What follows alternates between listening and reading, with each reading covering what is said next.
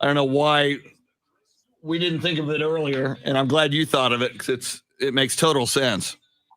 Some days I feel like messing around up until and even through the first segment, but one of my problems is I'm usually running so late. It's like I'm scurrying to get the poll up, and all right, here we go.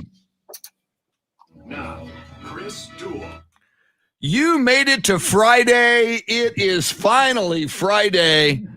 The Chris Duel Show with Shannon Salty Sweeney. My goodness gracious, so much going on in the world of sports. The pivotal game number 5 between the Phoenix Suns and the Milwaukee Bucks will be this weekend. It'll be tomorrow night. There's, and I forget, I had the statistic in the previous round, Shannon, something crazy, like in a 7-game series that's tied 2-2 in the NBA, the winner of game 5, and I'm going from memory and I'll look it up, but I think it's 82%. It's something insane. The winner of game 5 goes on to win that series a significant percentage of the time. So game 5 in Phoenix Saturday night, tomorrow night, going to be a big deal for those of us paying attention to the NBA Finals. 82%. That is quite something. I would almost give 100% to say that the Suns are going to win this home game. You are very especially taking cocky. Those 2 losses. Yeah. I don't know. I think what we saw from Chris Paul in that last game, especially with all the turnovers, kind of a poor shooting night, I don't think that's something we're going to see again. Yeah. Smarter than that. Yeah. And that as great as the Bucks play, as great as Giannis was, as great as Chris Middleton coming out and putting up 40, we know he is great one night and then pretty average to less than average on the next night. So if that trend keeps going, and then also they just had the help of the Suns not being up to their typical standards. So I'm gonna say that the Suns are gonna get this one back. Going to be fun to watch. I was listening to Colin Cowherd after our show, obviously a national show that is on our air. I think he comes on at 11. He made a good point yesterday and was walking through some of the data that when teams in the NBA Finals are kind of equal, that especially in crunch time, the team with more veterans tends to win that game. And he was citing specifically the final 3 minutes of Suns Bucks. And, the Suns, obviously, they've got Chris Paul, who might be the oldest guy on both teams. So they've got a big-time veteran for the Suns. But, Devin Booker and DeAndre Ayton and a lot of these Phoenix Suns are relatively young guys. And the Suns, overall, as a franchise, had not been in the playoffs for like a decade.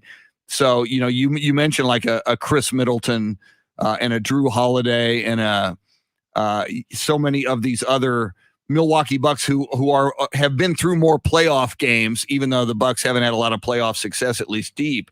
So that I think that's something to watch here as games 5 and 6 and potentially a game 7. Crunch time becomes more pronounced, I think, in this series. It'll be interesting to see how the young guys on the Phoenix Suns respond. And again, the glue, and you mentioned him, who keeps the Phoenix Suns together is Chris Paul. I mean, he's their spiritual leader. He's their leader. He's the distributor of the basketball. But again, it's going to be fascinating. I look forward to that series resuming with a game 5 tomorrow night. Well, and to that point of experience, the beginning of the playoffs seems so far removed now, but the Suns, for the most part, completed their task of moving on to the next round relatively quickly when compared to the Bucks. Yeah. And so the Bucks, you can argue it for maybe they're a little more gassed, or maybe they just know how to pace themselves to go 6-7 games in a series. Yeah. And it is kind of interesting because you're right. The Suns were going through all those preliminary series pretty quickly, and the Bucks and doing it again in the finals. They kind of stumble out of the gate. They certainly did that against the Brooklyn Nets, down 0-2 to start the series. They were down 0-2 to these Phoenix Suns in the finals, and then they kind of figure it out and find their footing and get it going. So we shall see. The British Open, I was going to come in here all cocky, Shannon, because my dude, yeah, and I'm still trying to learn how to pronounce his name, and you can help me throughout the show today because I still don't have Louis Oosthuizen. How do you pronounce that dude's name? Oosthuizen. Oosthuizen. See, you're an international traveler, so you got it. You're like Bill Schoening on Or I pronunciation. watch way too much golf. Yeah. I mean, he in round one, he was the leader after round one with a British Open record. Actually, he tied the record. The lowest opening round, 64.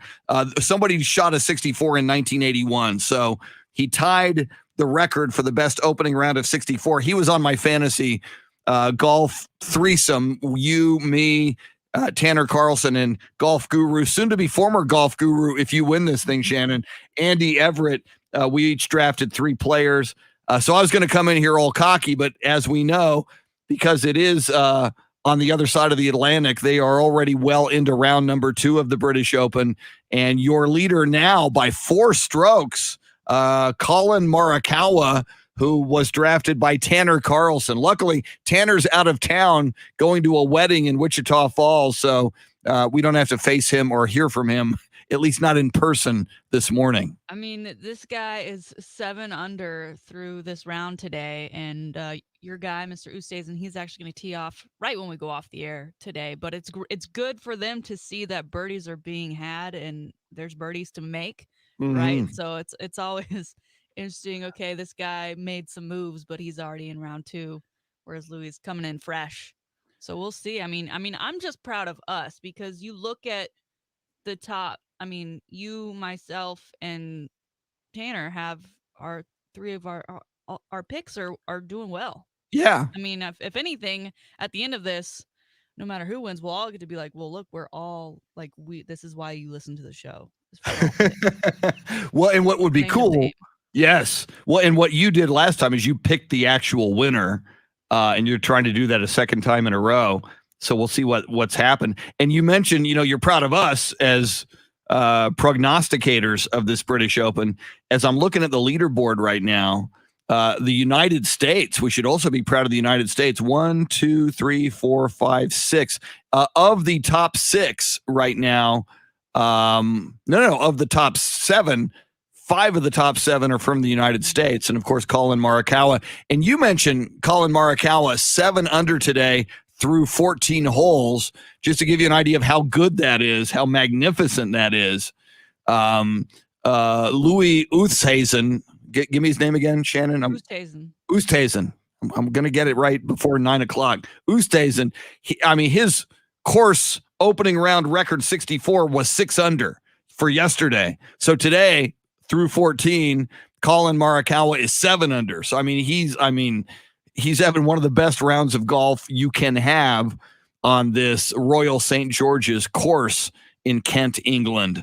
So he is something to keep an eye on. Another guy who completed round 2 already, Daniel Van Tonder, is currently tied with Oosthuizen for second at 6 under right now. So none of us had, and I Shannon, I'd never heard of Daniel Van Tonder before this morning. So there's that. Well, and you mentioned how great Americans are doing. I think we got to give an honorary American shout out to Dylan Fratelli, because although he's not from the US of A, he is a Longhorn. So cool. We've got to show him some love because he is currently in that tied for 6th spot at 4 under so far, and he has yet to tee off today. So Texas showing up with Jordan Spieth and Dylan Fratelli and Scotty Scheffler not too far behind, just at -3, tied for 10th. Speaking of Texas, a little preview, a little later in the show, and maybe we'll do this just after 7 o'clock. But we've got some pretty tasty audio from the new sheriff in town for the Texas Longhorns. And Shannon, you have heard Sark speaking to Big 12 Media Day yesterday. What were your impressions of what he had to say? I still feel just as good about him. He obviously didn't say anything that really maybe got under people's skin. There was one moment, and we'll hear it later, where people maybe had a little bit of a Tom Herman era flashback. I don't know if that's a joke, because he did kind of take a jab, I think, almost at Lincoln Riley, who when Lincoln Riley showed up to his presser for Big 12 Media Days, he said, "It's great to be in our second home in Arlington." Well, Cocky Stark bastard. was asked about his like coaching experience and how that all comes together for Texas, and he talked about how he's coached in 4 national championship games and he's won 2 of them. So like he's pretty seasoned in that, and there isn't another Big 12 coach that can say that. And Sark would have won 3 of them if it wasn't for some dude in a Superman costume named Vince Young. That's so, yeah, I mean, was like a 4th and 13 in the final seconds away from winning 3 out of 4. So, all right, 6:20. We do this at 6:20 and 7:20. In fact, we do it 12 times throughout the day on the 20s. It's the Grand in Your Hand cash contest. Over 4 weeks, we're giving away over $218,000 in cash. Somebody wins it. I figure you ought to get in on it and get a shot. Put your name in the hat. You're going to get a keyword right now and a place to text that keyword. You do it, and you are in the running for $1,000. Here comes the keyword. Now, Tracy, Jesse, Clint, John, welcome. The nationwide keyword, green. To 200-200, you'll get a confirmation text and info. Standard data and message rates apply in this nationwide contest. That's green. To 200-200. Green, as in Danny Green, as in Trent Green, as in I think the new soon-to-be head coach of the New Orleans Pelicans. His name Green. I'll have to check that. That'll be one of our contests someday, Shannon. Who is the great Daryl Green? Who is the greatest green? That should be a St. Patrick's Day question. Who is the greatest green in the history of sports? And if anyone says Danny Green, get out. Exactly. Yeah. Get out. Don't. Oh my God! Boom! You may just Dave Ayler jumping in before I would even introduce him, but you should have jumped in. It's going to be hard to come up with a better green in the history of sports than Mean Joe Green, a Texan who played for the Pittsburgh Steelers. Number 75 Wow. in the program. Number 1 in your hearts. What a badass he was. And I hated him because Steelers beat the Cowboys in Super Bowl 10 and Super Bowl 13. Now that we've heard from him, let's introduce him. He is our soundscape stylist. If you are on our live video stream, you see him right now. And interestingly, we are all representing sports teams with our T-shirts this morning. Shannon with an Austin FC T-shirt. I have an old school with the Astrodome logo in the middle of it, Houston Astros T-shirt. And Dave Ayler, St. Louis guy, proudly representing your St. Louis Cardinals. Yes. 8 games back out of first place. No problem. Only 8 games. Tied with the Cubs. The Mets were 13 and a half back at this point, back in 73. And the Blues were in last place at the halfway point in the season there, and they came back and won the Stanley Cup in 2019. There you go. So there's still hope. Plenty of hope. But, and I got to ask you this, and Shannon and I, Dave, will get into this. COVID rearing its ugly head, not only for Team USA men's basketball in the Olympics, and we'll get into it, but COVID struck Major League Baseball again last night. There was a game scheduled between the New York Yankees and the Boston Red Sox, postponed because some New York Yankees tested positive for COVID. Are you concerned that we're going to have a flare up again? I heard that hospitalizations and infections are up in 48 of the 50 states with this Delta variant. We might be entering into a dark phase once again. I hope not. And the thing is with baseball, I don't know why they postpone games. Just bring in minor leaguers if you have to. Just play with whoever you got. It's a great point. And, if your team's half down, that's why the minor league system's there. Yeah, as long as you got 9 guys. Yeah, it's be like pickup baseball, in the old neighborhood. You know what? With 162 regular season games, I agree with you on that. Shannon, what do you think about that? For Major League Baseball, if you got enough dudes to play and you got to hold some people out for COVID, what should the games go on? If you can field enough guys out there on the field, should the games be played? In theory, it sounds good, but some of these farm systems are not, a guy can't just get on a bus or get on a plane and then be there for game time that day. So that's where it gets a little bit more difficult. But I do like the idea. And again, with so many games in the season, like just keep going. Yeah. And part of it might be, if you had like 3 New York Yankees test positive, part of it might be we're going to postpone this and double test the rest of the roster because these guys were in the clubhouse together. I don't know. That might be part of the thinking. And the way the Yankees been playing, I'm sure they want to call off the whole season anyway. Well, and obviously, I don't wish COVID on anyone. That's god awful. Unless it's the Yankees. Well, what is he? I'm not going to go that dark. But I will say anything that doesn't benefit the New York Yankees, I'm kind of good with. So I mean, I don't want them to have. I'd rather them have like mechanical issues for the bus. I'd rather have like a pipe blow in the clubhouse, their toilets overflow, anything else. Garrett Cole, slip and fall, something like that. But yeah, I gotta get over my Yankees dislike. I don't think it's gonna happen. This has been going on for like decades. All right. We got a lot to talk about. The British Open. Bryson DeChambeau steps in it in a post-game press conference. We'll talk about that. I mentioned COVID. Team USA losing a starter. Men's basketball, Team USA for the Olympics, losing a starter. Richard Sherman is a free man. Richard Sherman walks the streets freely. I wonder if OJ picked him up when he was released in the white Bronco. I'm kidding. I keyed Richard Sherman. There's some new video of Richard Sherman getting a little aggressive at the doorbell the night of his escapades that were illegal and got him into jail. And Tom Brady, is he a robot? Is he an android? Or is he just a golden god? New revelations about what Tom Brady played through all of last season and in the Super Bowl. We will get into all of it. We've got your high five play of the day within moments.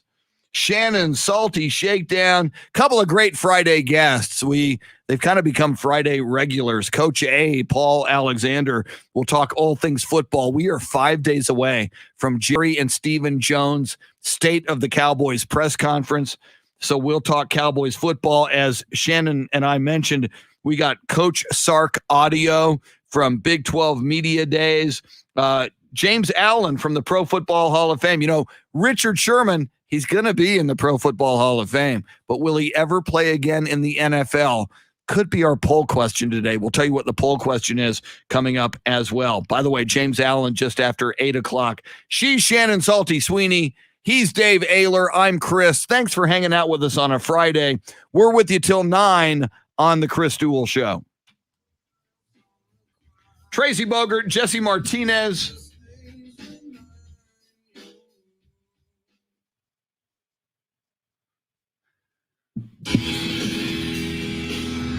Okay, Jesse, help me out.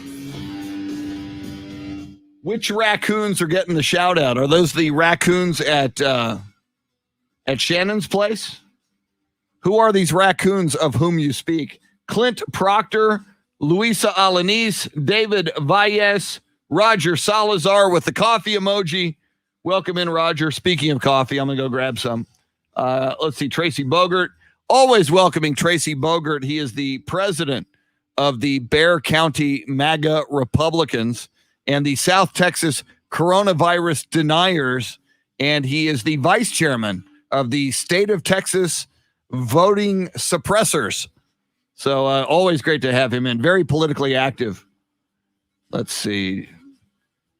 Anthony Del Toro, who, if the San Antonio Toros ever come back, he will change his name to Anthony Del Toros. Just an idea, Anthony. Hector Gomez, Augie Mora, John Paul Albert. Foamfoot 420 was the first person in. Ty Jones, go Spurs, go. Shannon's place. So, Jesse, you gave the raccoons names. We got to talk to Shannon about that. You have named the raccoons at Shannon's place. Very funny. Colin Morikawa, 9 under. Is that for the tournament or for the day? That's for the tournament. Wow.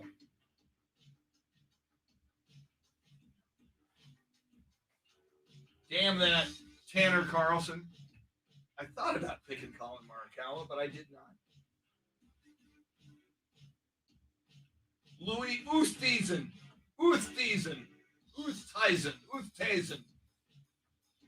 All I know is the last 3 letters of Louis' name are Zen. Oh.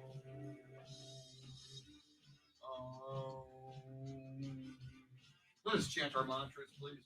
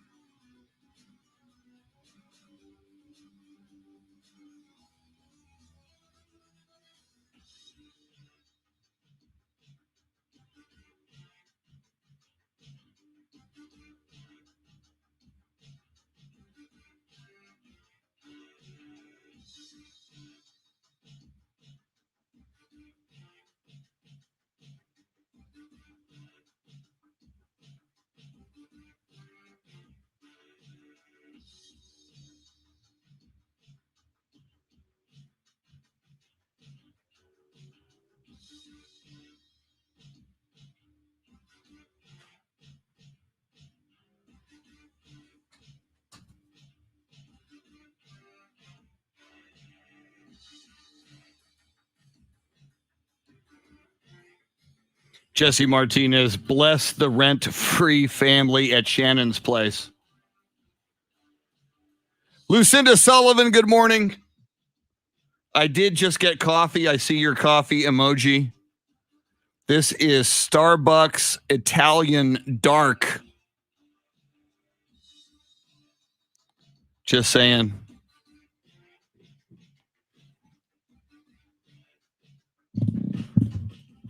Nice. Harlandale alumni basketball today and tomorrow, says Frank Valdez. Mr. Jesse Borrego will be there as always. Very nice. Thank you, Lucinda. You got it. What kind of coffee are you drinking, Lucinda? You're going to have to tell us your coffee. Foamfoot 420 with 2 coffee emojis. It's all right. Mean Joe Green may be the greatest. We're talking green because the keyword was green. So, Mean Joe Green, the greatest athlete named Green, we believe. Who is the Pelicans? I think they're hiring a guy named Green.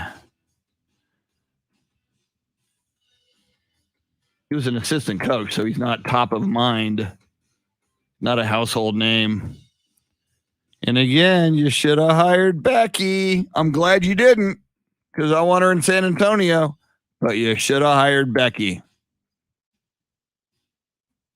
And that's just fine. You misogynists. Willie Green.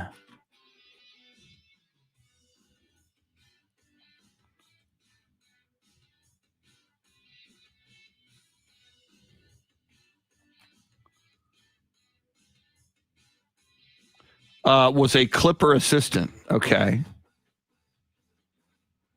I hate that when you click on a link and there's a paywall. This was like a New Orleans paper. It's like, I'm not going to subscribe to your damn New Orleans paper.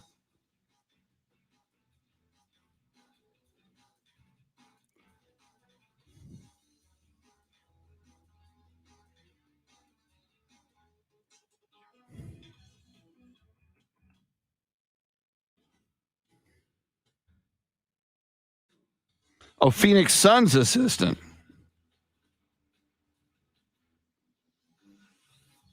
That would be a cool month of July for Willie Green if he wins the championship as the Suns assistant.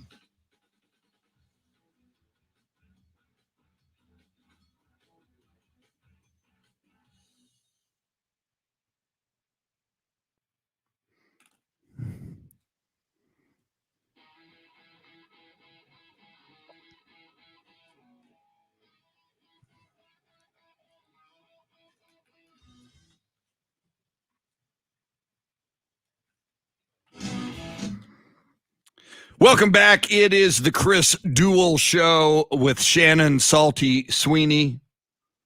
By the way, the keyword for our cash contest, we let you know what that was at 6:20, was green. And I immediately thought, all right, who's the greatest athlete with the name Green? And as a Spurs partisan, Danny Green came to mind. Not that I think he's the best, but immediately Dave Ayler, a Pittsburgh Steelers fan, jumped in with Mean Joe Green, and that was appropriate.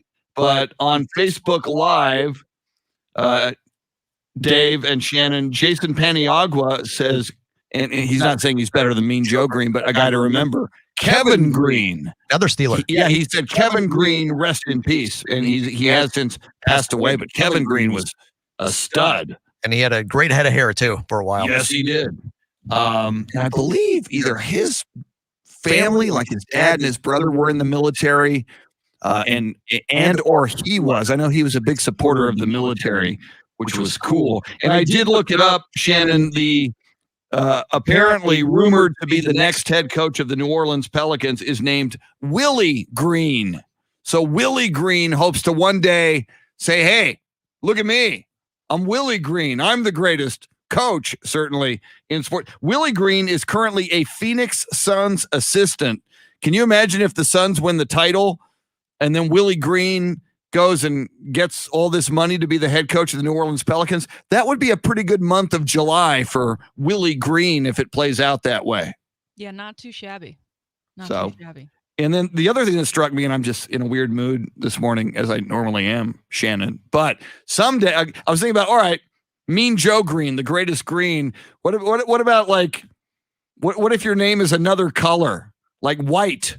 Is it Danny White? Is the greatest white Danny White? Reggie White. Oh God, sorry, Danny, you just got replaced in a moment. And like there's Brown, Larry Brown, the coach. Larry Brown, the running back for the Washington football team back in the day. Jim Brown. Oh God, you're so good at this. You automatically name the best. His colors. I know white colors exactly. Yes, Jim Brown played for the Browns and is the greatest Brown ever. So someday we will just go through the roster of the greatest all-color football team, and you got to have color in your name. So it will be coached by Red Miller, the former Denver Broncos head coach who coached the Broncos to Super Bowl 12 against the Cowboys. No Red Auerbach? Red Auerbach will coach the all-color basketball team, of which Danny Green has a shot. And JoJo White would be on there that you team, go. former who played for Red Auerbach for the Celtics. My God, we're going down the rabbit hole. All right, we'll pull out of the rabbit hole for now. We will revisit the all-color rabbit hole soon. Does the Red Rocket? No, it has to be in your name. Yeah. So Matt Bonner, the Red Mamba, that doesn't count. You can't be on the all-color because that's a nickname. It's got to be in your name. All right, thank you. All right, moving on. Thankfully, thank God. It is time, ladies and gentlemen, boys and girls, for your high five play of the day. Somebody deserves a high five, so we proudly and gladly give out a high five at this time every weekday. High five play of the day is appropriately sponsored by High Five, 2 locations in the Austin area, and Shannon guarantees us, because she knows people, that there's one coming to San Antonio someday soon.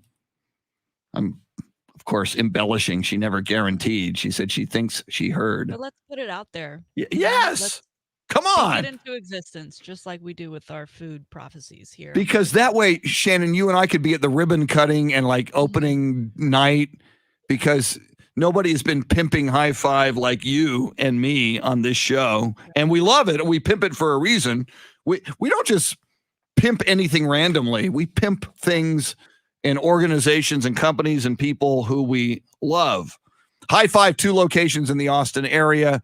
Great place to watch sports, big screen TVs everywhere, great drinks, adult beverages, kid friendly as well, great games, laser tag, axe throwing, great food, drink specials, food specials. They've even got tacos. Yeah, and I'm sure the venue was packed last night, as it was a late start for the U.S. men's national team in group play of the Gold Cup. But I guess they play better late, and maybe they're just nocturnal guys, because they went on to beat, I believe you pronounce it Martinique. Yeah, Martinique. They went on to beat them 6-1 yesterday. It actually included an own goal from that Martinique side. Oh, God. Isn't so great. But, we rag on this team a lot because in America, like, we're about to head into the Olympics, right? And it's kind of a given that the U.S. tends to come home with the most medals. But because we're the greatest country on the face of this earth. Soccer has not been our game on the men's side. In fact, they're not even traveling to the Olympics because they didn't make it. Oh, God. But they're now 2-0 so far in the Gold Cup. They will take on Canada and their last opponent of the group stage this Sunday, late afternoon game. So make sure you tune into that one. But these are all great signs as we head into 2022, which, of course, will be the next opportunity for them to go into the World Cup, for which they missed out on last time.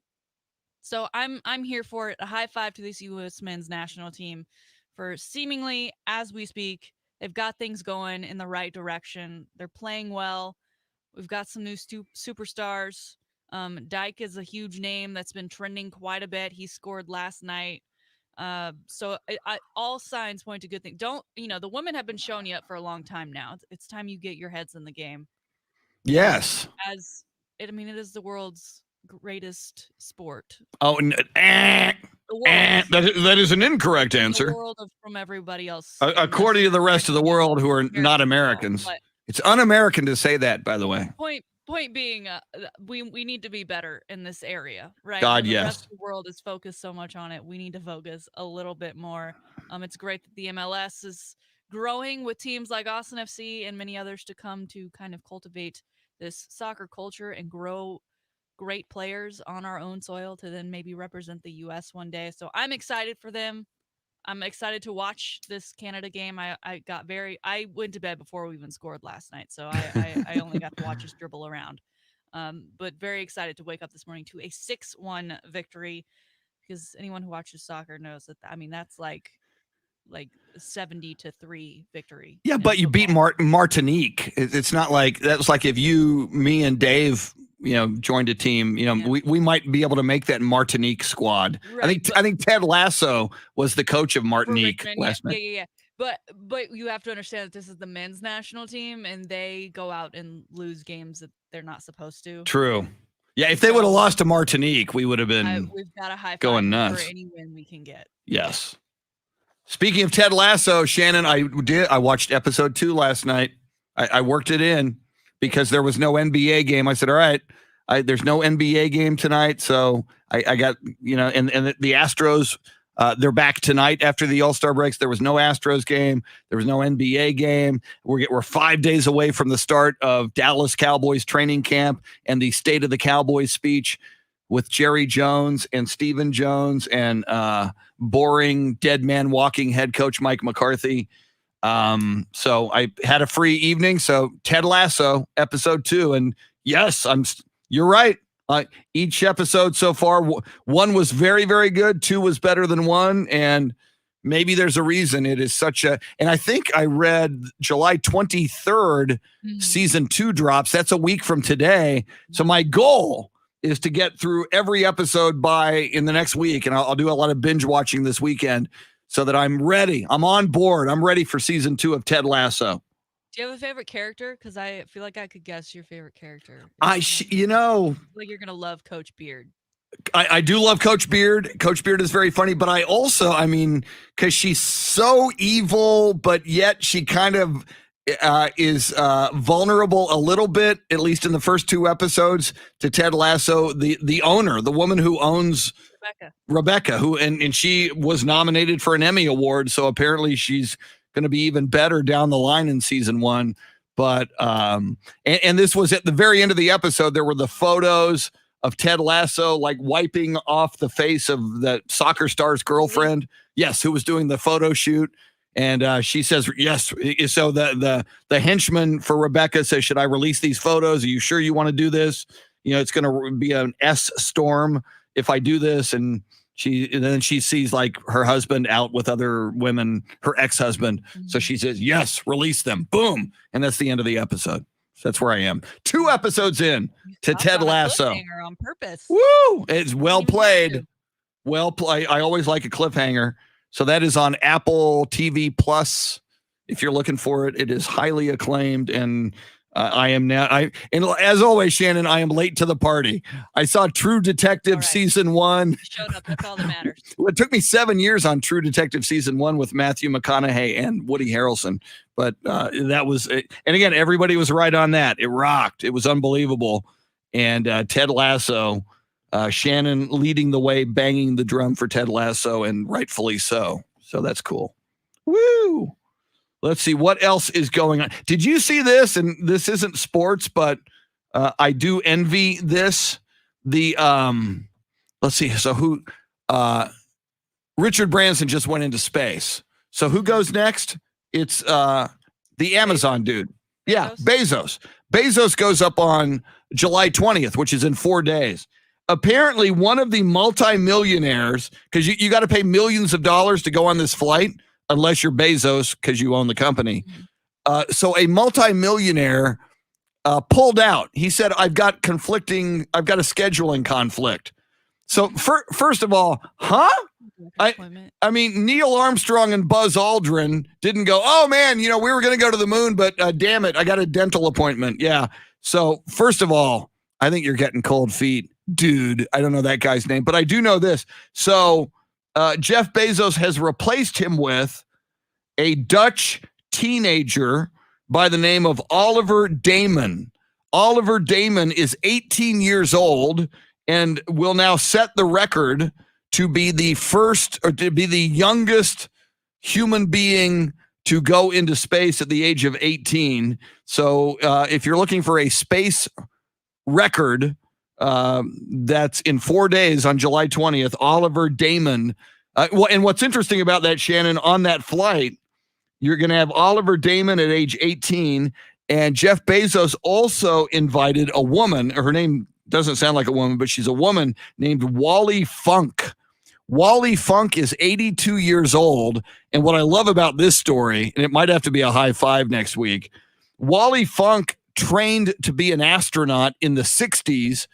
When NASA first went into space, they trained all these men like John Glenn and Gus Grissom and Alan Shepard who went into space. But they also, they said, well, maybe we'll put a woman in space. So they trained like 6 or 7 women at the same time. But these women never went into space. They went through all this NASA training. And then NASA went, we'll stick with men until the 80s when Sally Ride. Melts when you go up there. Exactly. So I love it. This woman at the age of 82, her dream was to go into space in her 20s while training to be an astronaut. And now at age 82, she's going to be on that flight with Jeff Bezos in 4 days on July 20th, and Wally Funk at 82 and Oliver Damon at 18. So I think we're setting 2 records, an 82-year-old and an 18. I know John Glenn went on a space shuttle. I think he was in his late 70s. Like 77 when he went on the space shuttle. So I think, and I'll check it, I think at 82, Wally Funk will be your oldest space person, and Oliver Damon at age 18 will be your youngest. I love the story for her that she's finally getting to live out her dream, and that we are in a world technology-wise that is allowing her to do that. Yeah. For the guy who pulled out, I wonder if the backlash that's been going on of like these bajillionaires who could do a lot with that money and instead are just taking free, like, I just want to go to space for like 10 minutes, that's all, and spending all that money to do that and just kind of make headlines to make headlines. Maybe that got the best of him. Maybe he was like, you know what, I'm gonna put this money elsewhere. Yeah, and I'm trying to find the name of the guy, and I've got a story up. I'll have it a little bit later. The guy who pulled out, but I gotta believe that's cold feet. I have a scheduling conflict. Yeah, I've got a schedule. Unless your like wife is pregnant and is about to like that the baby is coming, there's no stopping it. Yeah. I don't know. Or like there's a death. Yes. Family emergency. Yes, I will give you that. I'll give you family emergency. You say family emergency, you don't say scheduling conflict. Exactly. Sorry. All right. Yeah. Anyway, I'll find the dude's story, but I do know it is Oliver Damon. Yeah. But again, I do think it's cool. And I did see. Did you see the footage from Richard Branson's Virgin Galactic flight a few days ago? I didn't. I want to say that I heard or maybe saw something that was him trying to give a motivational speech of some sort. Yeah, he did that too. Yeah. Turned that off. Well, what was cool though, and I'm like a space freak, having been a kid in the 60s and watched the Apollo 11 moon landing and all that. But on one level, they're only in space for like 3 minutes and weightless for like 3 minutes. It's a suborbital flight. The whole flight was like 14 minutes for Virgin Galactic. So on one level, you can kind of poo-poo that and be a cynic. But the video footage, you could see the blackness of space, the curvature of the earth. I mean, they were up there in space, clearly, and they were weightless. So, still, even if you're only weightless for 3 minutes, that's pretty darn cool. It's really expensive, but it's pretty darn cool. All right, coming up, hey, the coach. We'll see if he would go into space. He's kind of a space dude as well. Coach Paul Alexander. He is one of our go-to football gurus. We'll talk Richard Sherman. We'll talk Dallas Cowboys and all things football with Coach Paul Alexander next. Another contest, by the way, your chance to win $1,000 at 7:20. Stick around. Sports update at the top of the hour. She's Shannon Salty Sweeney. Dave Ayler makes the show go with you till 9 on the Chris Duel Show. Woo! Beth Settle. Good morning, Beth. Steve DeRocco, since we're not on the air Sunday, an early happy birthday to Steve DeRocco. In fact, Steve DeRocco, be listening at 7 7:39. And to be safe, 7:35. I'm going to put you in the sports birthdays because I can. Steve Duraco's birthday is on Sunday, July 18th. Oh, and I've got a gift, Steve Duraco, for you. I got to find you this weekend somehow. So good morning, Steve Duraco, Beth Settle, Wes Perkins. Jason, I did see the doorbell footage of Richard Sherman. Don't want that dude delivering my Domino's pizza. Carl Fisher with a happy early birthday to Steve Duraco. All right, I'm going to go grab some more coffee here in a moment. Jason Paniagua with birthday wishes for The Rock, Steve Duraco, the original Rock, and the original Italian Stallion. That's right.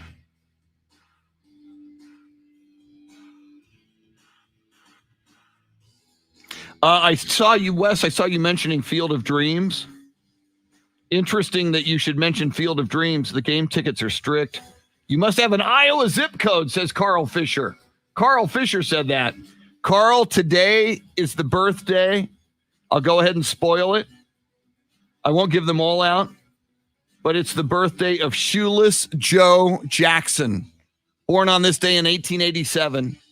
If you build it, he will come. My favorite movie ever.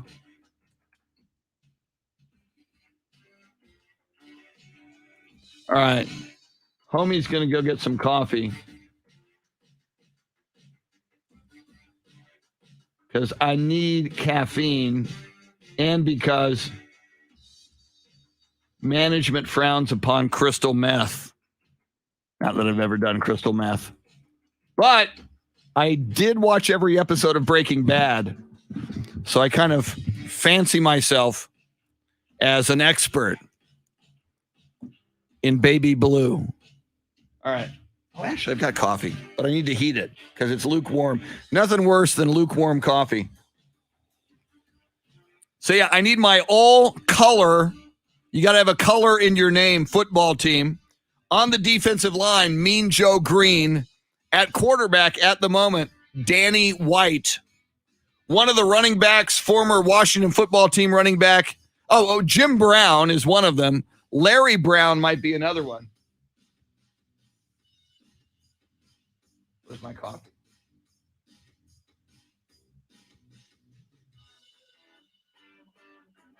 And those are pretty much all the names, right? You got Red Miller as the head coach.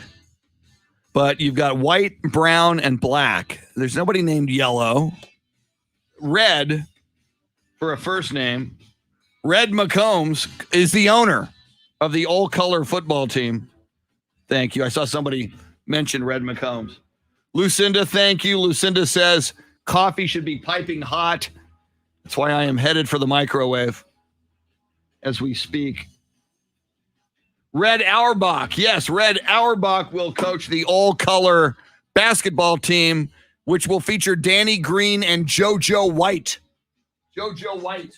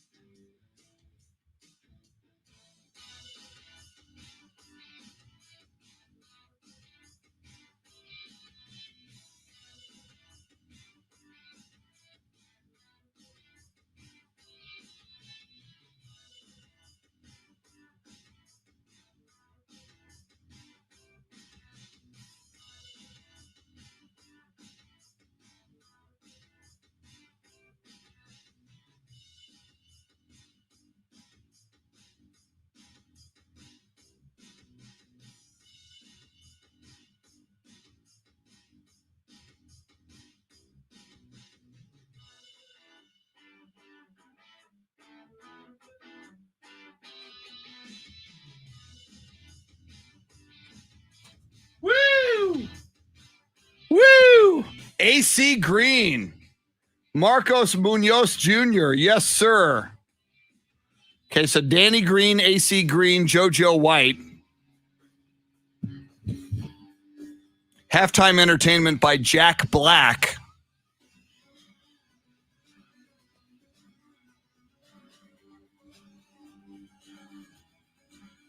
Uh-oh, Tanner is posting latest golf standings for our British Open fantasy golf tournament. Reggie White's on the defensive line for the football team.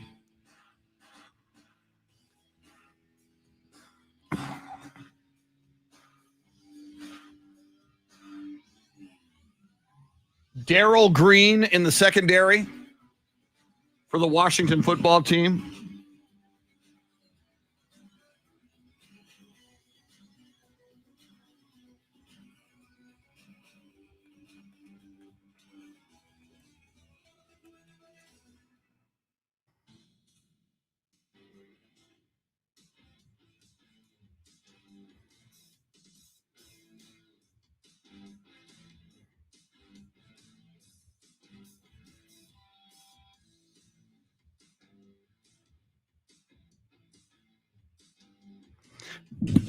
I found a website that says most famous people named Green.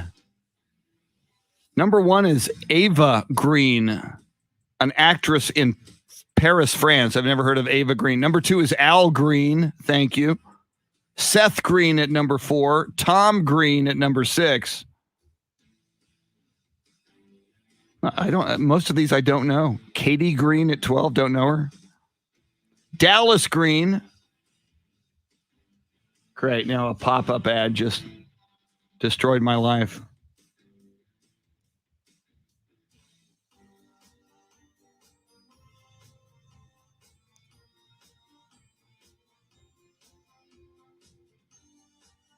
Pat Green, the singer, born in San Antonio, Texas. Pat Green will sing the national anthem at the all-color game.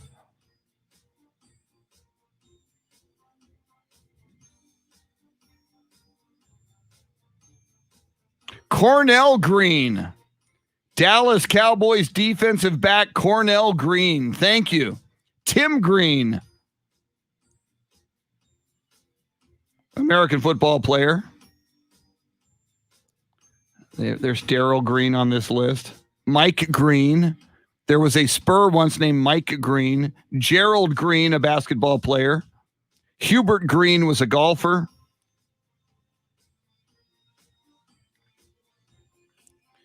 Well, Roy Green, a wide receiver for the St. Louis Cardinals back in the 70s. I remember Roy Green.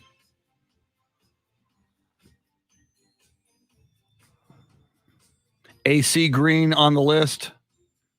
Dennis Green. Thank you, sir.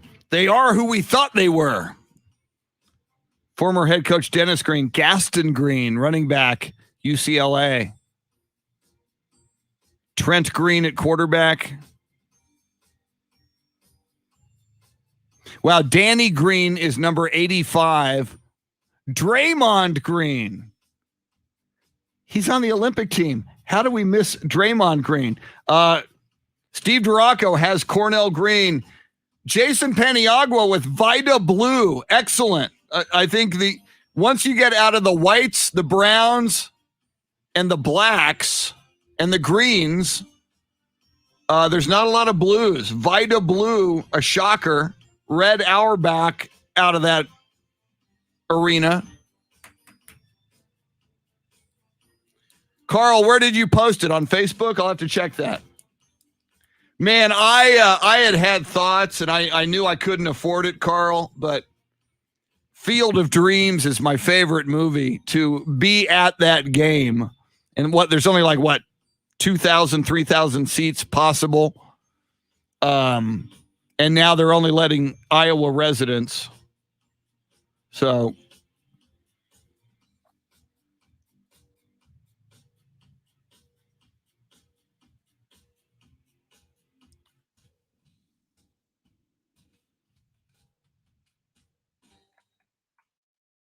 Here we come.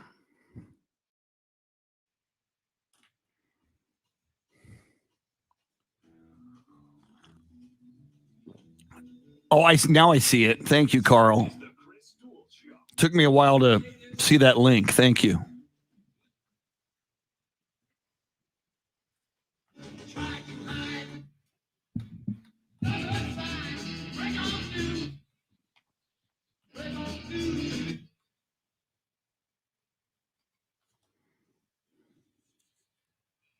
Chris Duel. Glory, glory, hallelujah, and praise be to Tom Landry and all of the football gods on high. Thank you, Jimmy Johnson, and we will see you in Canton, Ohio, the weekend of August 5th. Our long, dark national nightmare is nearly over. 5 days from today, on July 21st, Jerry Jones, Stephen Jones, and Mike McCarthy will saddle up to the microphones at Oxnard, California, where they will deliver the State of the Cowboys address to kick off Dallas Cowboys training camp in Oxnard, California. And all will be right with the world, and football shall return to our lives. It's the Chris Duel Show, along with Shannon Salty Sweeney. I have had the privilege of being in Oxnard, California, to cover Dallas Cowboys training camp, as has our guest, who's done it all in the world of sports and news and broadcasting on television and on radio, with stops in Austin and San Antonio, covering the Longhorns in Austin, covering everything, including the Spurs, where he was a part of Spurs television, among other things, in San Antonio. Now has a tremendous website. He is now all about social media and big ideas. I highly recommend his website, Radically Rational, at radicallyrational.com. There's also a Facebook page for Radically Rational. He's our go-to football guru and philosopher and Renaissance man, Coach A, Paul Alexander. Do you feel the football in the air? Man, I feel it. I am so fired up, and I'm also so excited to be talking to you, Chris, because you will get this. I'm celebrating today, not only because another football season is arriving, and I can't wait, but it's July 16th, Chris Duel. It's July 16th. So later this morning, I'm going to do what I do every July 16th. I'm going to rewatch the liftoff of Apollo 11. And I believe, and Paul, you will know this specifically, I believe it was 9:32 a.m. Eastern time, therefore 8:32 Central time in San Antonio and Austin, the liftoff of Apollo 11. Paul, my God, that was in 1969. I watch those videos and I hear that audio and I still get chills all these years later. Yeah, and here's my really insightful technical takeaway from that. Man, that was one big rocket. My God, nothing before or since that Saturn V. Absolutely agree. And I want to get your thoughts on this. Shannon and I were just talking about it, Paul. You know, you had the Richard Branson Virgin Galactic launch last week. You've got Jeff Bezos going up on July 20th, the anniversary of the Apollo 11 moon landing. We find out today, actually overnight, that an 18-year-old is going to be making that flight, be the youngest guy to go into space. He's a Dutch teenager named Oliver Damon. They are suborbital flights, but I saw the video of Richard Branson. I mean, those people are out in space for a few minutes and they're weightless. How do you feel about these rich guys going into space for 3 minutes at a time? I am generally supportive. I think there's a lot of hand-wringing going on here that's kind of unnecessary. I mean, they have the means to do it. This has been the path for a lot of societal and technological breakthroughs through the years, and I don't wish to in any way diminish what Branson did. I was fixated on it last week, and again, it just goes to show you that space flight is never routine or operational. So I give him all the credit in the world. That said, I will promise you that wherever he is, the IC commander, Alan B. Shepard Jr., somewhere, was grinning, lit up a big stogie, and had a large vodka martini and said, dude, I did that 60 years ago. Okay, Paul, so money's no object. Do you take one of these flights? I think they got the right idea. Let me give you a little window into my soul. I don't want to be on the crew of the ISS. I don't want to be in outer space for 6 months a year. 14 and a half minutes, just a little bite of it, just a little taste. That sounds about right to me. That's a good idea. Yeah, I love it. And I'm like you, Paul, I am a freak for anything space exploration, whether it's Apollo 11, dating back to Alan B. Shepard and Mercury, and even these modern day rich dudes going into space. I'm in, I'll watch, and I'll cheer for them. Shifting gears to the Dallas Cowboys. Paul, I'll tell you what, before we go Cowboys, let's get the negative out of the way first, and then we'll finish with Cowboys. Richard Sherman, Paul, it in a weird way, and I don't want to compare Richard Sherman in any way to O.J. Simpson, but I will make the comparison on this level. When we heard that Richard Sherman, the vice president of the NFL Players Association, a Stanford University graduate, a guy that is, I think, a slam dunk for the Pro Football Hall of Fame, and a guy as a free agent. I wanted to be a Dallas Cowboy just because I thought he would influence that locker room in a positive way.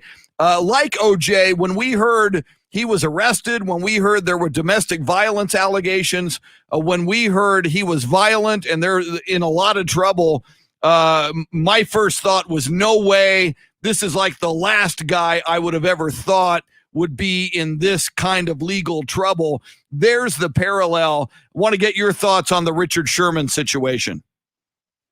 Chris, this really bothered me. It really did. It's almost Shakespearean. Our human beings' capacity for self-destruction is just amazing. And that's true of all of us in one way or another. I actually wrote about this extensively in my sports blog on radicallyrational.com yesterday. And some things have happened since then. Initially, I had exactly the same reaction here. Okay, guy got Stanford educated. And by the way, it's legit. He was not there because he was a football player. He's Stanford educated. And he has really been a community servant throughout his 10-year NFL career.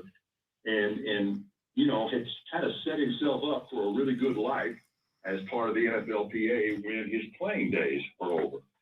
And initially, because I couldn't help myself, I did make one snarky remark yesterday in my blog, and that is, let's start with this.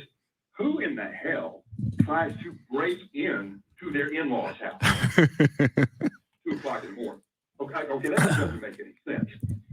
The more I'm reading about this, and I'm writing about it again today, there are some indications that Richard had expressed some suicidal thoughts over the last 3 or 4 days, and that's a different deal. That's a different deal. But love and support, different deal. When it comes to Richard Sherman, we're asking our listeners today, Paul, what they think his NFL future will look like if he finds a team this year, if he's got to wait another year, or if he's just done at this point. From what we know right now, where do you see his career going at this point? I don't think he's going to play football anymore. I think there was limited interest to begin with. I think that will eliminate that interest. He's 33 years old, and there are certain pejoratives in the NFL. People call him a cover-free corner. All I can say is that's not a call. He's been a great player. He's had a good career. I would be shocked if he ever played another down in NFL football. And Paul, and in the next hour, in fact, our good friend who's on the board of the Pro Football Hall of Fame, James Allen, going to join us, and I'll ask him this question. But do you agree with me, Paul, that Richard Sherman is a slam dunk for the Pro Football Hall of Fame? I don't know that I would say slam dunk, but probably a high percentage finger roll. I mean, he's played in some big ball games, and the Hall of Fame, when you really analyze it, getting into the Hall of Fame is about playing in big moments. And Richard Sherman has done that. And he's an incredibly intuitive player. He has a real nose for the ball. He's been a wonderful student of the game. So, yeah, I mean, I think he would get strong consideration. I think he's an absolute lock. Maybe not, but certainly I would lean toward his election. Yeah. I think the most absolute lock we could ever think of for the Pro Football Hall of Fame would be Mr. Tom Brady. And it was revealed yesterday that he played last season with a torn MCL. And when we have the Kawhi Leonards of the world running around, and then you have a guy like Tom Brady who kept it, I mean, the team didn't even know that he was dealing with this injury. What does that say about his legacy, and what kind of lesson is that for guys going into the NFL? Because at some point it might be dangerous, right, to not make the team aware and those doctors aware of that situation. Very true. I mean, Brady's ability to stay healthy, with the exception of that one horrible ACL injury a few years ago where he missed the entire season, his ability to stay on the field has been maybe the most remarkable thing that he's done. I do want to be fair about this. A guy like Tom Brady is using his knee for an entirely different reason than a guy like Kawhi Leonard. So I don't want to cast aspersions on anybody else here because we're not talking about the same usage there.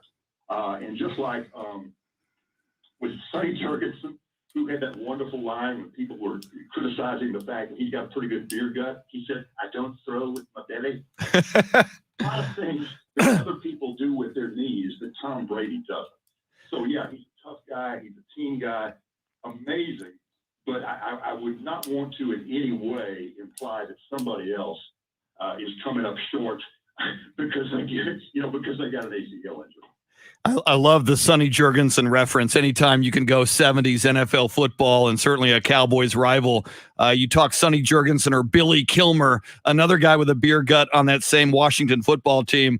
That is always great conversation for me. He is Coach A, Paul Alexander. And Paul, again, as a student of NFL football, as a historian, analyst, and connoisseur of NFL football, Shannon brings up Tom Brady.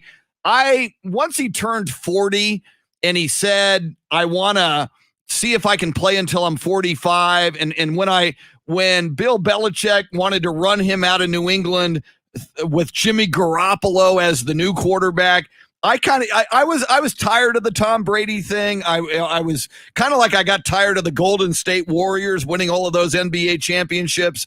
I was not a big fan.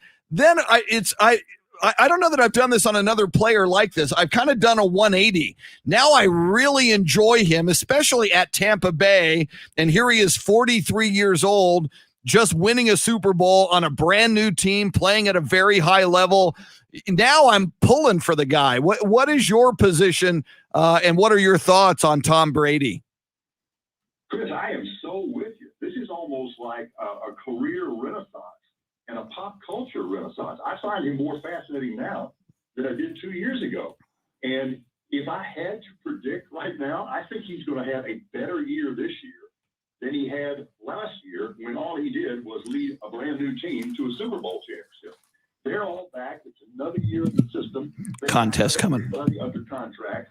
Life will be a little bit more normal, at least post-pandemic, although we can talk about that too maybe in a minute. If anything, I think Brady, now at the age of 87 or whatever it is, I think he's going to have one of the best years of his career. That is a hellacious football team. He is Coach A, Paul Alexander. More with Paul. And yes, we will get into some Dallas Cowboys talk here in a second with Paul. But as we approach 7:20, we do this on the 20s, and on this show at 6:20 and 7:20, it is the Grand in Your Hand cash contest. Somebody's going to win $1,000. It may as well be you. You're going to get a keyword now and a place to text that keyword. Here it is.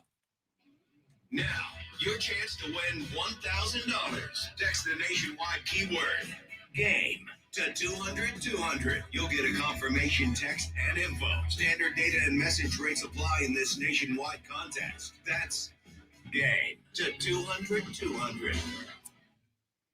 Paul, moving on to the Cowboys, because of course we are just one day closer to the start of camp. Next Wednesday we will hear from Jerry Jones, because of course it wouldn't be a Cowboys experience at all if Jerry Jones weren't to kick things off with whatever wisdom he has to impart on us during this offseason, we've seen a lot from the social media side of Zeke Elliott, all the training, everyone's saying he is more fit than he's ever been. He's going to be more explosive. Well, especially considering what he did last year, if he doesn't come out and prove to be that better running back and to be back to the Zeke that we drafted all those years ago, do the Cowboys part way with him? You know, this is really interesting. I realize this is the second belly reference I've made on this segment. Thank you for allowing me to do that. But here's going to be my litmus test. Let me first of all come clean. I am definitely guilty of putting on some COVID-related weight, and I got to get it off. So here is my barometer for training camp. On the first day, if Zeke's belly is even a little bit smaller than mine, it's going to be okay. But if he goes all Sonny Jurgensen, here we go again. And he does. I mean, dating back to his Ohio State days, he likes those half shirts, Paul. He likes showing off that belly. I wonder if he's going to continue with that. I wasn't able to pull off that half shirt look since like the late 80s, early 90s. So, Zeke better be doing some abdominal work and working out before that comes back to haunt him.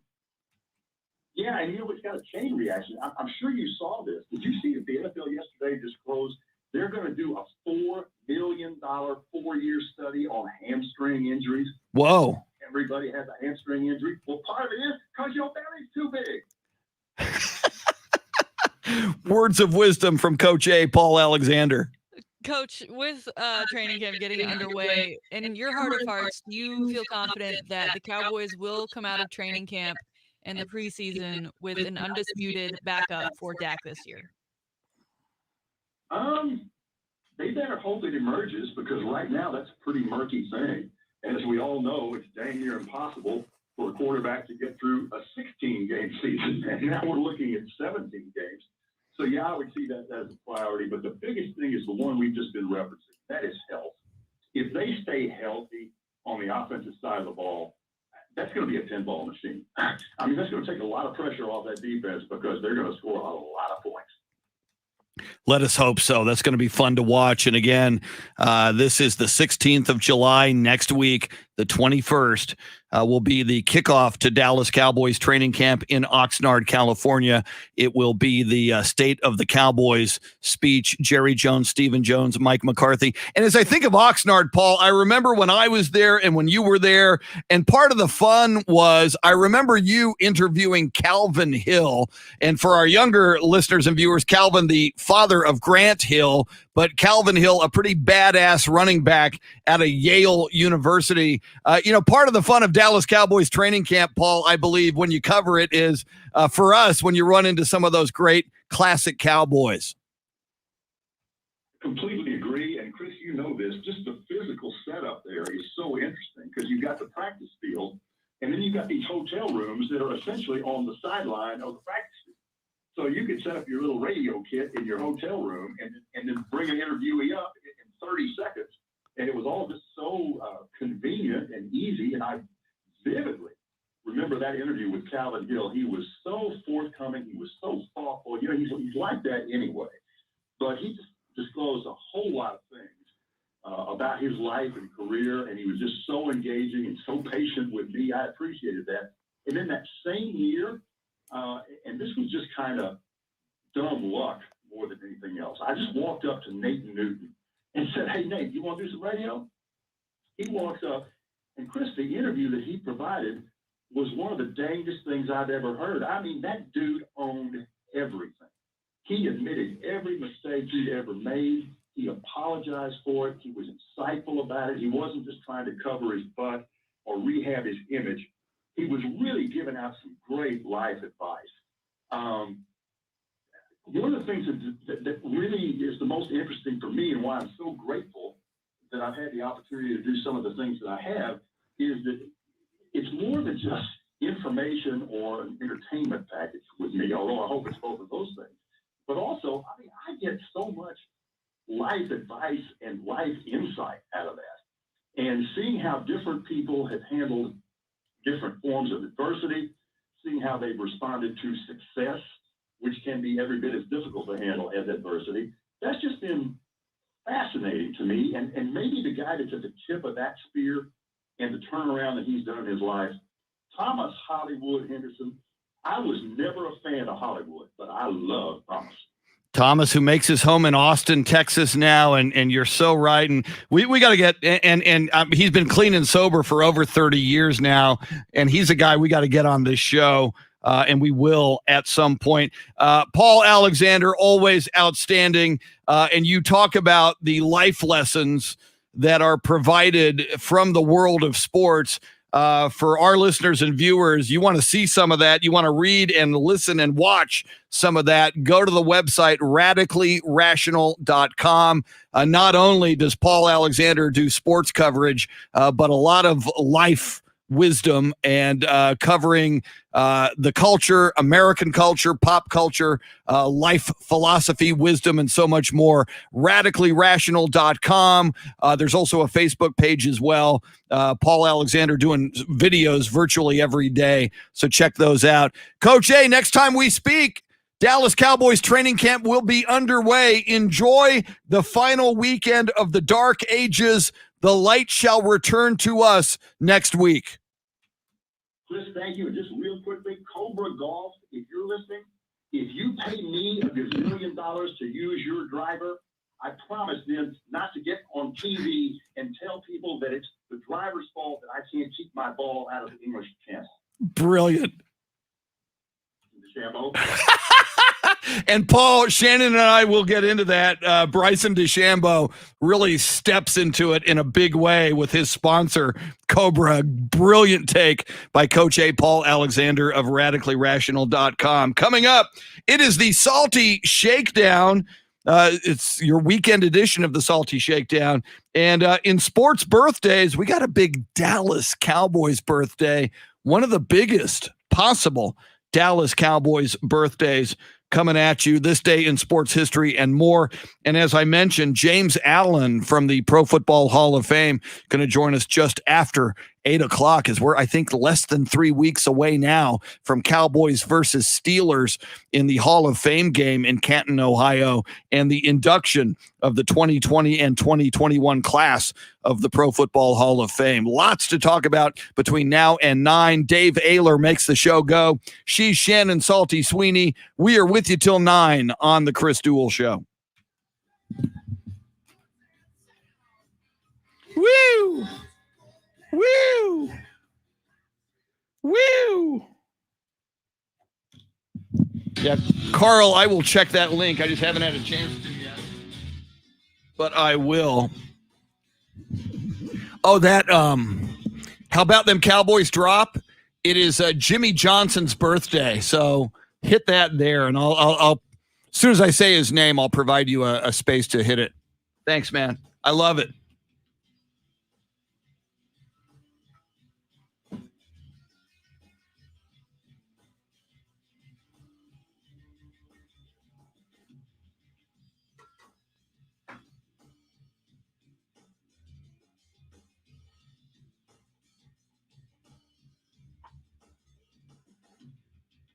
Woo!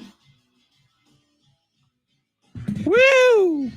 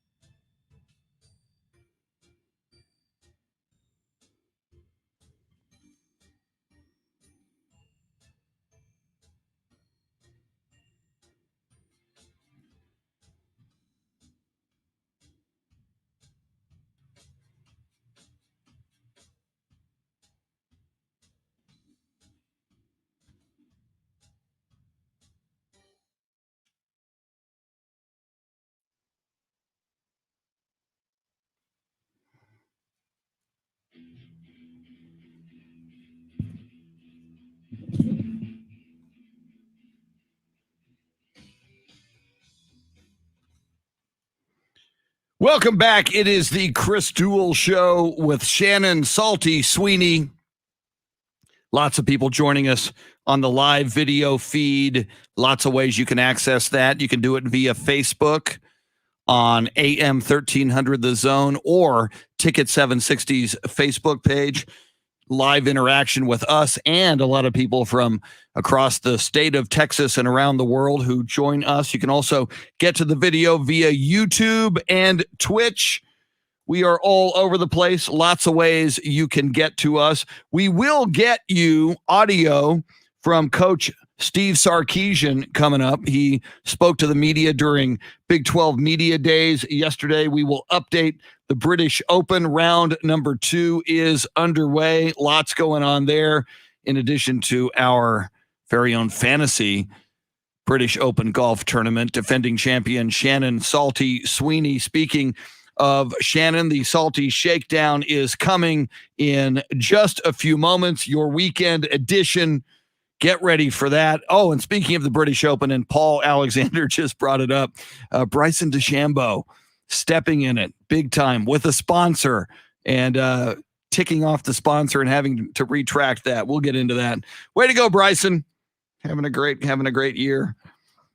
Before the Salty Shakedown, how about some sports birthdays, including a big Dallas Cowboys birthday? But first, this day in sports history.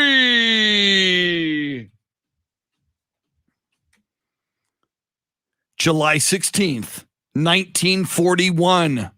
Joe DiMaggio goes 3 for 4 hitting in a game for the Yankees. It is his 56th straight game hitting. Joe DiMaggio setting the hitting streak in Major League Baseball. Not nearly as impressive as his marriage to Marilyn Monroe.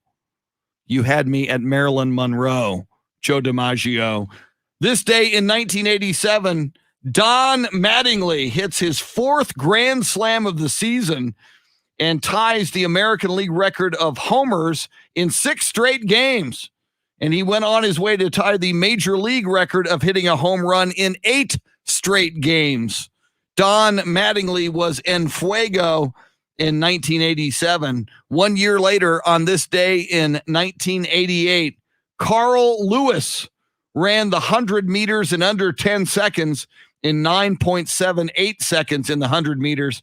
They say it was wind assisted. However, the wind was at his back.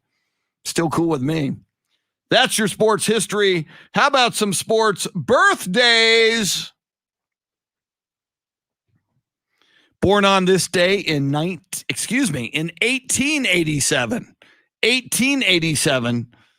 A man whose baseball player would be destroyed by a cheating scandal, but who would forever be immortalized in a movie, which became my favorite movie. Born on this day in 1887, Shoeless Joe Jackson, American baseball outfielder, a member of the Chicago White Sox World Series team in 1917, but it became the Black Sox scandal as those White Sox were accused of throwing baseball games in that World Series to get back at an owner who wasn't paying them nearly enough money. Shoeless Joe Jackson was born in Pickens County, South Carolina.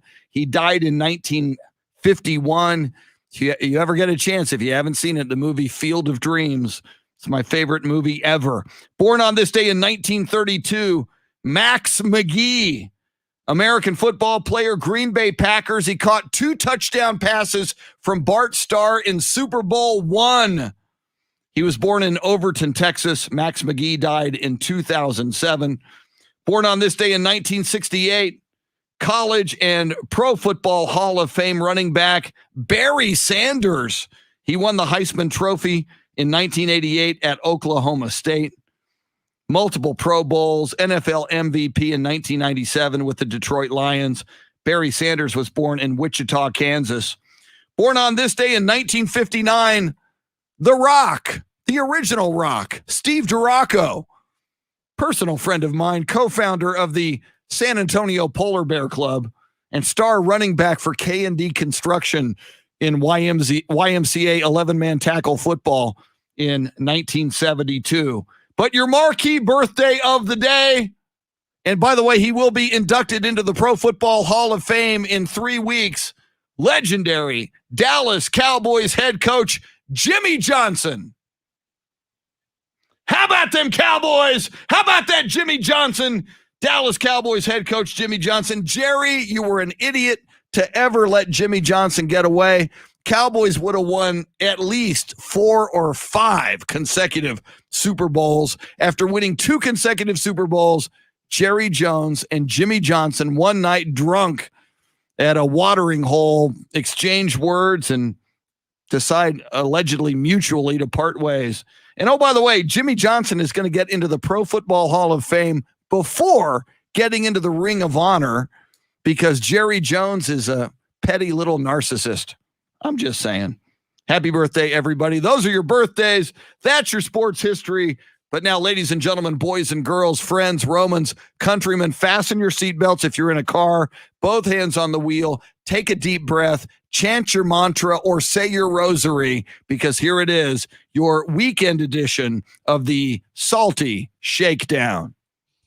Chris, it's got to be so good to be Patrick Mahomes. Oh, yeah. Okay? I mean, he's already a Super Bowl winner, an MVP. And in his offseason, he goes golfing with guys like Justin Timberlake. He has a baby. Very happy moment for him and his fiance. And like I said, fiance, right? They've been engaged almost a year now. I believe he proposed the day he got his Super Bowl ring. He proposed to her and she got a ring as well. High school sweetheart. Well, now we have a hint as to when that wedding might be, because the big thing now, right, of social media is to send, I guess you send whoever you're asking to be your groomsmen and bridesmaids, you send them gifts. I don't get that. Weddings are expensive enough. Yeah, I agree. But you send them a gift, and it's usually some sort of package that also includes, you know, a will you be my whatever and stand by my side, this, whatever. Well, because they're rich, I guess money is no thing. I mean, his contract is worth $500 million. So Patrick Mahomes sent his groomsmen Rolexes Oh, and a flask, along with a little card that started with "The time has come." Haha, you sent him a Rolex, and then ended with for in March, set your Rolex to island time. So it seems like the wedding will take Ooh. place in March, somewhere tropical, right? Nice. Because you're in Kansas for most of the year. I get it. You want to go somewhere tropical, and don't feel bad for those bridesmaids. No, they didn't get Rolexes, but they got custom robes, which I'm sure were very, very high quality, as well as Cartier bracelets. Ooh, Cartier. So, Wow. I mean, I don't, if you don't accept this, Chris, if you're like, I'm busy, like I've already got something else scheduled, somebody else is getting married, I've already committed to that. Do you have to give your Rolex or bracelet back? Oh gosh, it would be the right thing to do. If you don't, you're kind of a dirtbag, aren't you? If you don't go, yeah, you're kind of a. You almost have to, whatever those plans were that you couldn't make it, like forget those. For you, hello, you can pay off whatever you're missing with your new Rolex if you really wanted to. So not only is it good to be Patrick Mahomes and his fiancee Brittany, it's good to be a friend of the Mahomes family, and I would gladly I would apply to that. I would be a +1 whenever and wherever they need it. But we'll be on the lookout for that. The big question will be whether or not Patrick Mahomes will be sporting another Super Bowl ring just from the February before. I got one more. I got another big question for you. Will your boy, who used to be the center for the Kansas City Chiefs, will he get and now he's with the Bills, will he get the invite and provide for us exclusive photos? I don't know. Maybe. All right. I don't know. I mean, I know they're buds and they shared some intimate space on each other's Instagrams and things like that. They had that center quarterback relationship. Yeah, and they both have young, babies. So they've got that going for them. They're both girl dads now. Woo. So I don't maybe. All right. Maybe maybe I can just go in their luggage or something. You can be his guest. Yeah, just talk his wife and his. It's like, hey, doesn't need that kind. You stay home with the baby. I'll go. I'll take one for the team here. Yeah. All right, moving on. Just this year in April, Gronk set a new world record for the longest catch at 600 yards. He did it at Arizona's spring game. It was a huge deal. The helicopter dropped the ball. He caught it. Yay, we've got a world record. Well, that didn't last very long because Packers wide receiver Devin Funchess has broken that record. He broke it this week with a 750-yard foot catch. Again, dropped from a helicopter. And oh, by the way, he caught it while wearing flip-flops. Interesting, though, that he was not at the Packers field when he did it. I believe he was at the Denver stadium. I don't know why. That's not right. But nevertheless, he did it. Is this going to become a thing? I mean, it's good that, I'm surprised that he didn't go for 601 feet because that's all you needed to set a new record. He went 750. And I don't know how much it costs to hire a helicopter to come drop a football on you, but I got to feel like this is a new trend now. This is an NFL trend to be able to say you're a world record holder. Chris, if you were given the option and they said, look, for radio, we're going to do this big promotional stunt. We're going to send you over to DKR. We're going to bring in a helicopter and we're going to do 800 feet. And you can have as many attempts as you want. Yeah. But you got to catch a football. I'd give it a shot. Now, can I wear a helmet? Because I mean, if that they both had helmets. Gronk they also had if that hits you in the face at that escape velocity, that's going to hurt. But I'd give it a shot. But see, Devin Funchess. It's like, all right, you got the record, Devin Funchess, but Gronk is still Gronk. Yeah. I'm a little, I'd rather see a bigger name set the record. And I guess Devin Funchess has the right.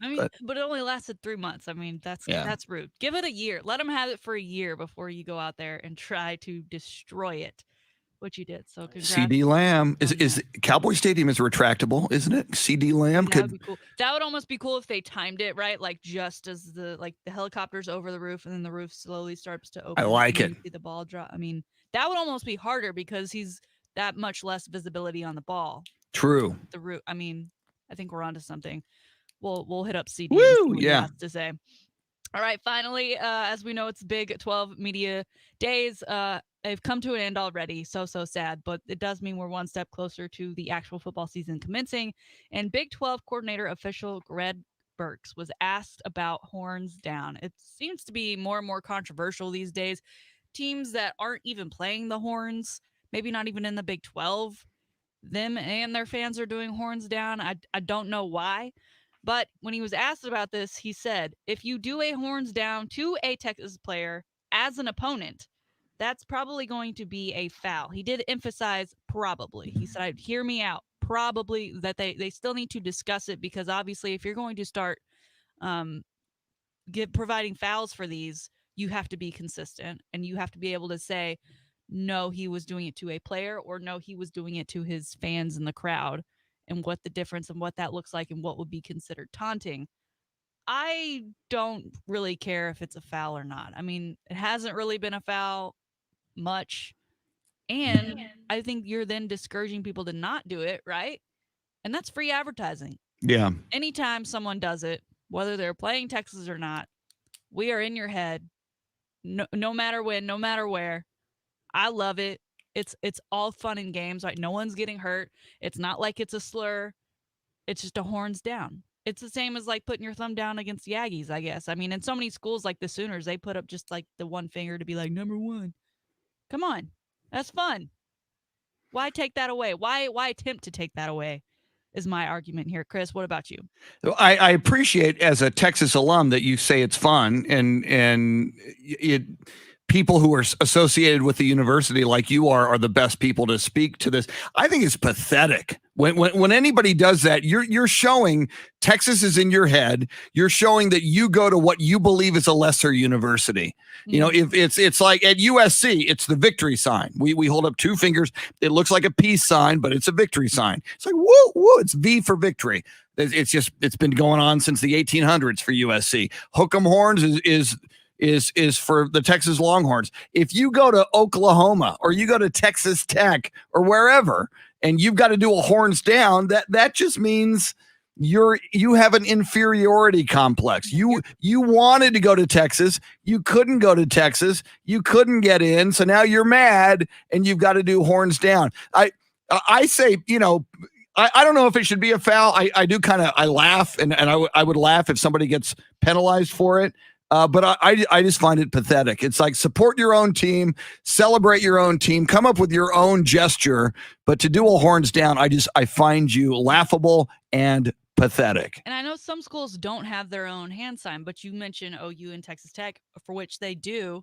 And instead of throwing up their own school sign, they throw up the other school's sign. Yeah. And I love it when it happens because that just like I get so excited because I'm like, I'm going to go find that video. I'm going to go find that picture after this game is over and we've won this game and go back to that moment. Yes. Was it worth it? Remember this? I love it. Yeah. Did you enjoy your little third quarter celebration? Yeah. It's like their 15 minutes of fame, right? Yeah. Over and done with. So I'm here for it. I'm not super excited that this could potentially be a penalty because it might mean we'll get less and less of it. But something again to look forward to this season.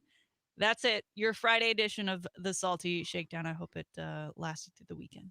Outstanding as always. Spectacular Salty Shakedown. The Patrick Mahomes wedding in the islands. Now, when you hear the islands, I mean, I automatically think the Caribbean, St. Lucia, you know, something exotic. Going to be interesting to see where that is. Yeah. And if I just got a new Rolex, I'm like, thanks, dude, but I'm not taking this anywhere near sand because I cannot afford to fix this Rolex. It's a good point. It's a very well, and I wonder, and again, I'm kind of old school, old fashioned. I'm an old man. Get off my lawn. But why is he? I mean, she's already had a baby, right? And she's your high school sweetheart. And how long have you been in the NFL and had a really good salary? Shouldn't you put a ring on it? Thank you, Beyonce. Shouldn't he have put a ring on it, Shannon, earlier than this? I mean, it's what have you been waiting for? Is my question. That's a good.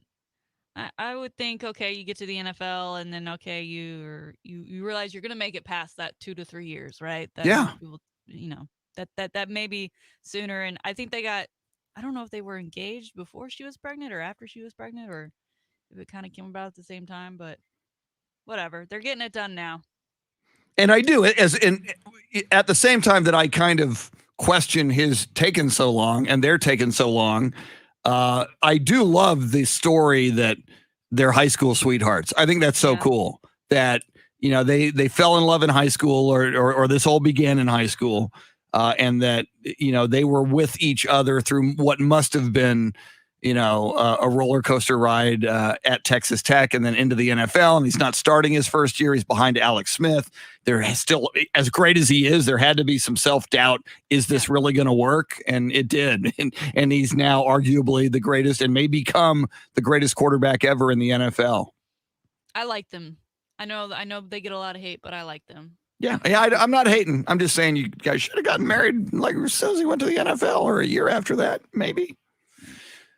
Patrick Mahomes will go to the Pro Football Hall of Fame, but will our good friend Richard Sherman. We will ask those questions of James Allen of the Pro Football Hall of Fame as we are now less than 3 weeks away from Cowboys Steelers to kick off the preseason in Canton, Ohio in the Hall of Fame game on the 5th of August. Lots coming up in the 8 o'clock hour. Thanks for hanging out with us.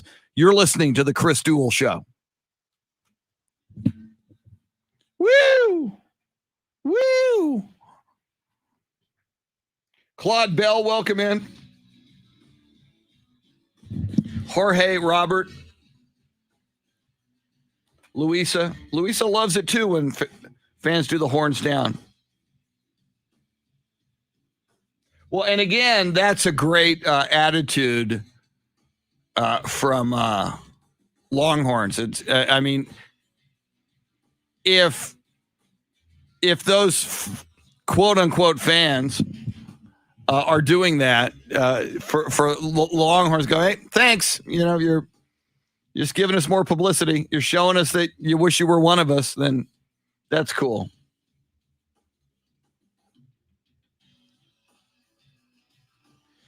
Jesse Martinez says, do you think that Patrick Mahomes won the Super Bowl to make sure he was going to propose? See, that would have been perfect. When he won that Super Bowl to propose and make that announcement right after the game, that would have been perfect. I mean, who's ever going to top that if for any reason she moves on from that marriage years from now? It's like, he was the greatest quarterback in the NFL and proposed to me after winning the Super Bowl. That would have been cool.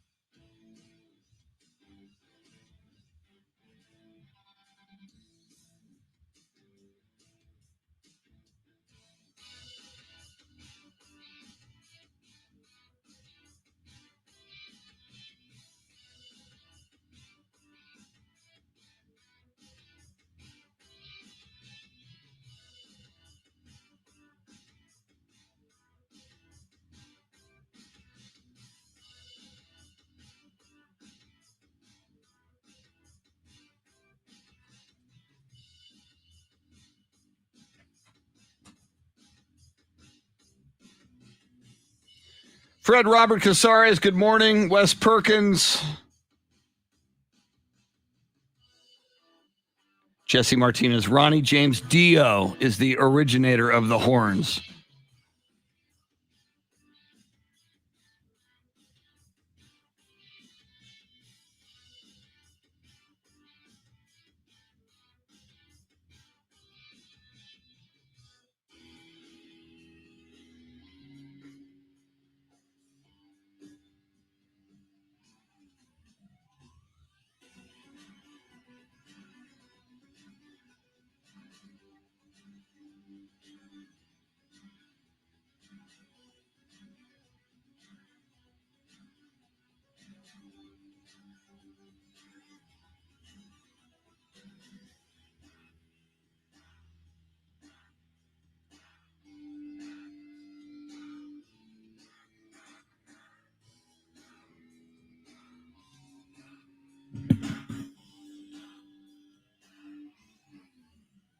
A lot of Bryson DeChambeau talk about the driver.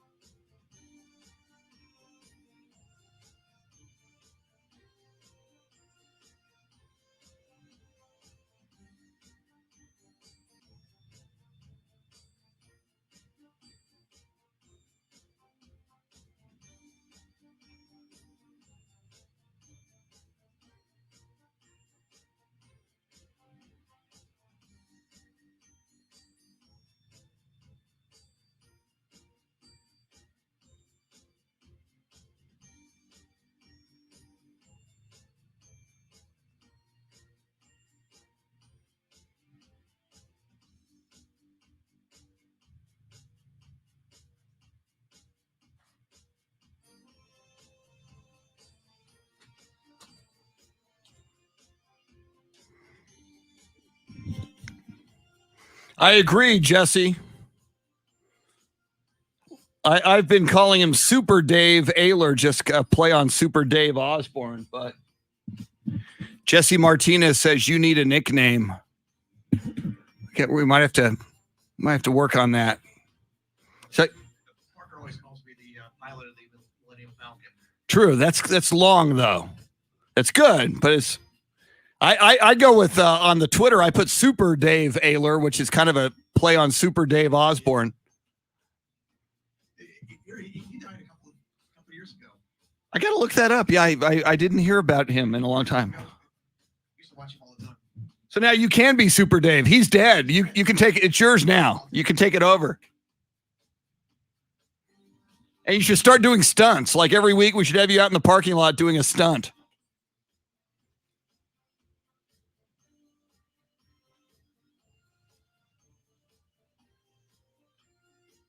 And we can get that sponsored and get it on the live video feed, like catching a football from a helicopter.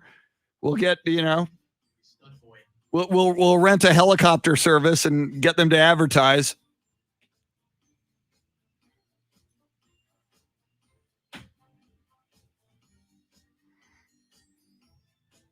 I'll call James once the open starts. Okay. Thank you.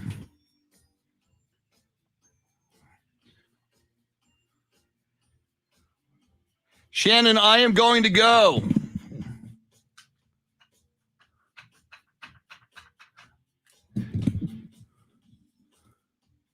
I woke up early on my day off to hear it. Dave Emilio, thank you very much. Much appreciated.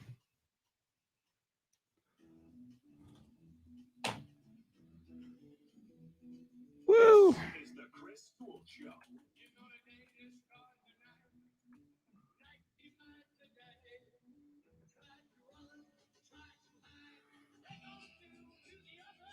Robert cut grass this morning already at 8 o'clock. Now, Chris Duel. It is Friday. It is a big sports weekend. British Open, NBA Finals.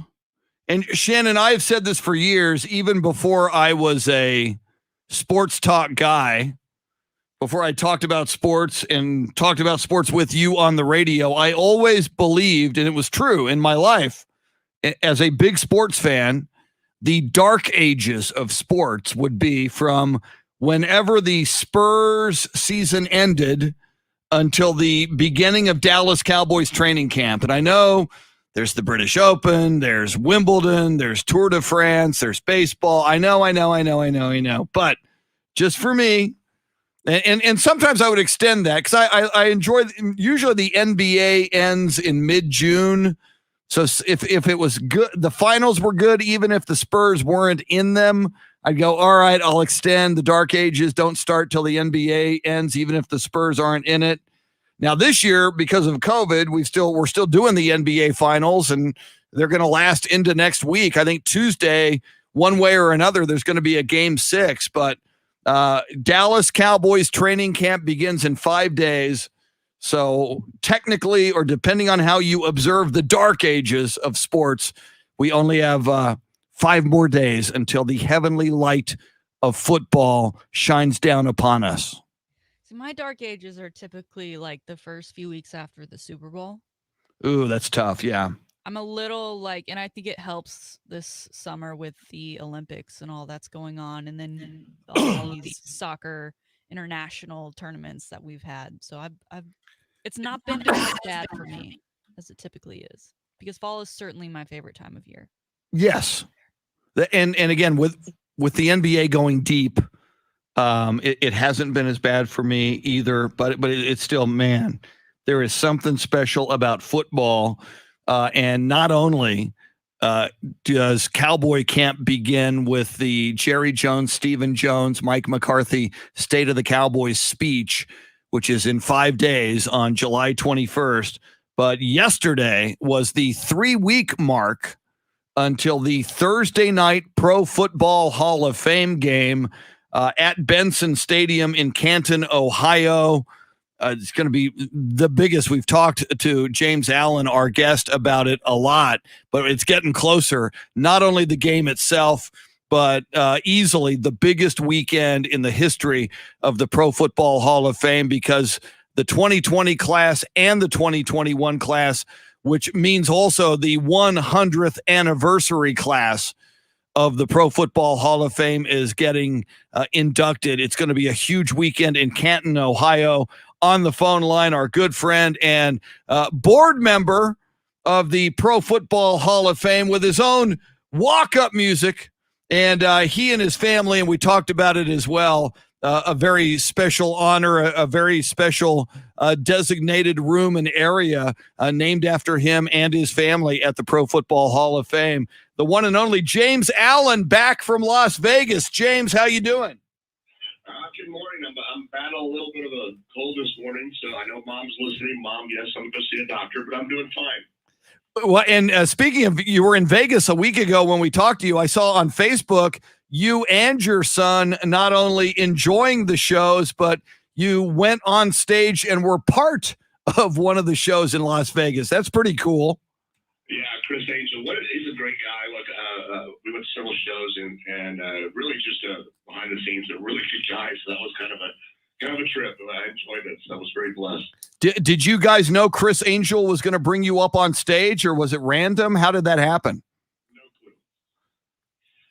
That's got to be a crazy feeling. You go to a Vegas show, you're there, you're sipping your cocktail, you're enjoying the show, and it's like, oh, get on up here. We're going to make you part of the show. Yeah, it was great. I enjoyed it. So was that the highlight? Because you seem to do a lot while you were in Vegas.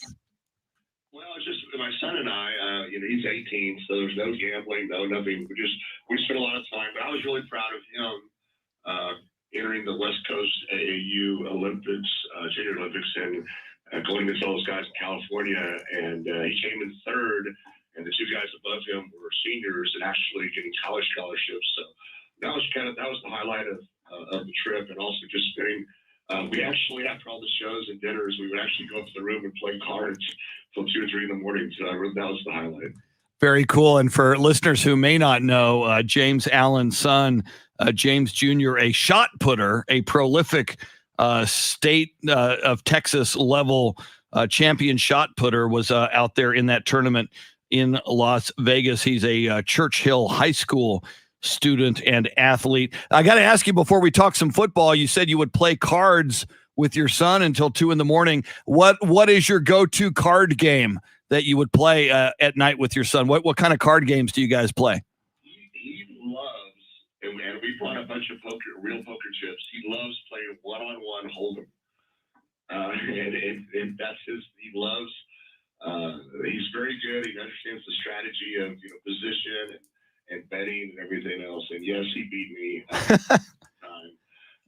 That was with that, we have a blackjack tournament. So those are our two things, but definitely one-on-one hold'em poker. Wow. When he turns 21, I got a feeling he's going to be asking you for more trips to Vegas. So that's very, very cool.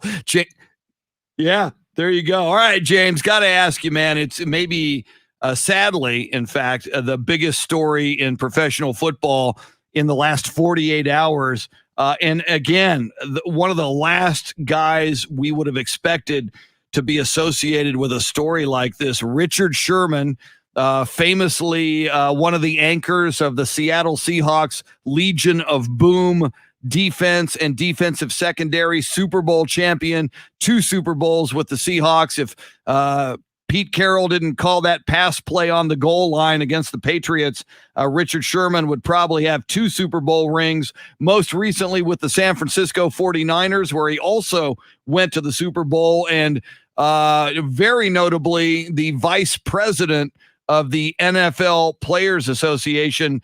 He is arrested with domestic violence charges, with burglary charges, spent the night in jail, was released yesterday, and the judge cited no bail for Richard Sherman. There was also a video that came out overnight, like doorbell video of him very angry, pounding on the front door of his in-laws. Just from a football perspective, James, and I mean, you associate with the best of the best. And well, let me start with this question. I asked this of Paul Alexander. In my mind, Richard Sherman is a lock for the Pro Football Hall of Fame. Do you see it that way? I do. Yeah, there's no question. He's a shutdown corner, one of the best we've had in a long time, proven himself, took on the best, took on some Hall of Famers, Hall of Fame potential people for receivers, and performed at the top of the game. Yeah, he's definitely Hall of Fame inductee material. Now, because of the current situation that's going on with Richard, is he a first-time ballot guy? Does there need to be a certain amount of maybe extended time in between his name being put into that hat because of what's going on, and maybe that needs to die down, let people kind of put that in the back of their mind and start remembering him more for the contributions he had on the field? It's a great question, and not to really bifurcate that question, but however, as we've talked about, I think so many people, like we've talked about, athletes are so competitive, just like that passing thing from helicopters. Yes, it's going to become a thing. Athletes are just that way. I mean, I heard a great story that a friend of Tiger Woods and Michael Jordan, I forgot the guy, he's a real close friend, said they would literally trying to see who could eat something the fastest, or drink the orange juice the fastest. These guys are like that. And so having said all that and just given the mantra of things, there's just that level. I don't know.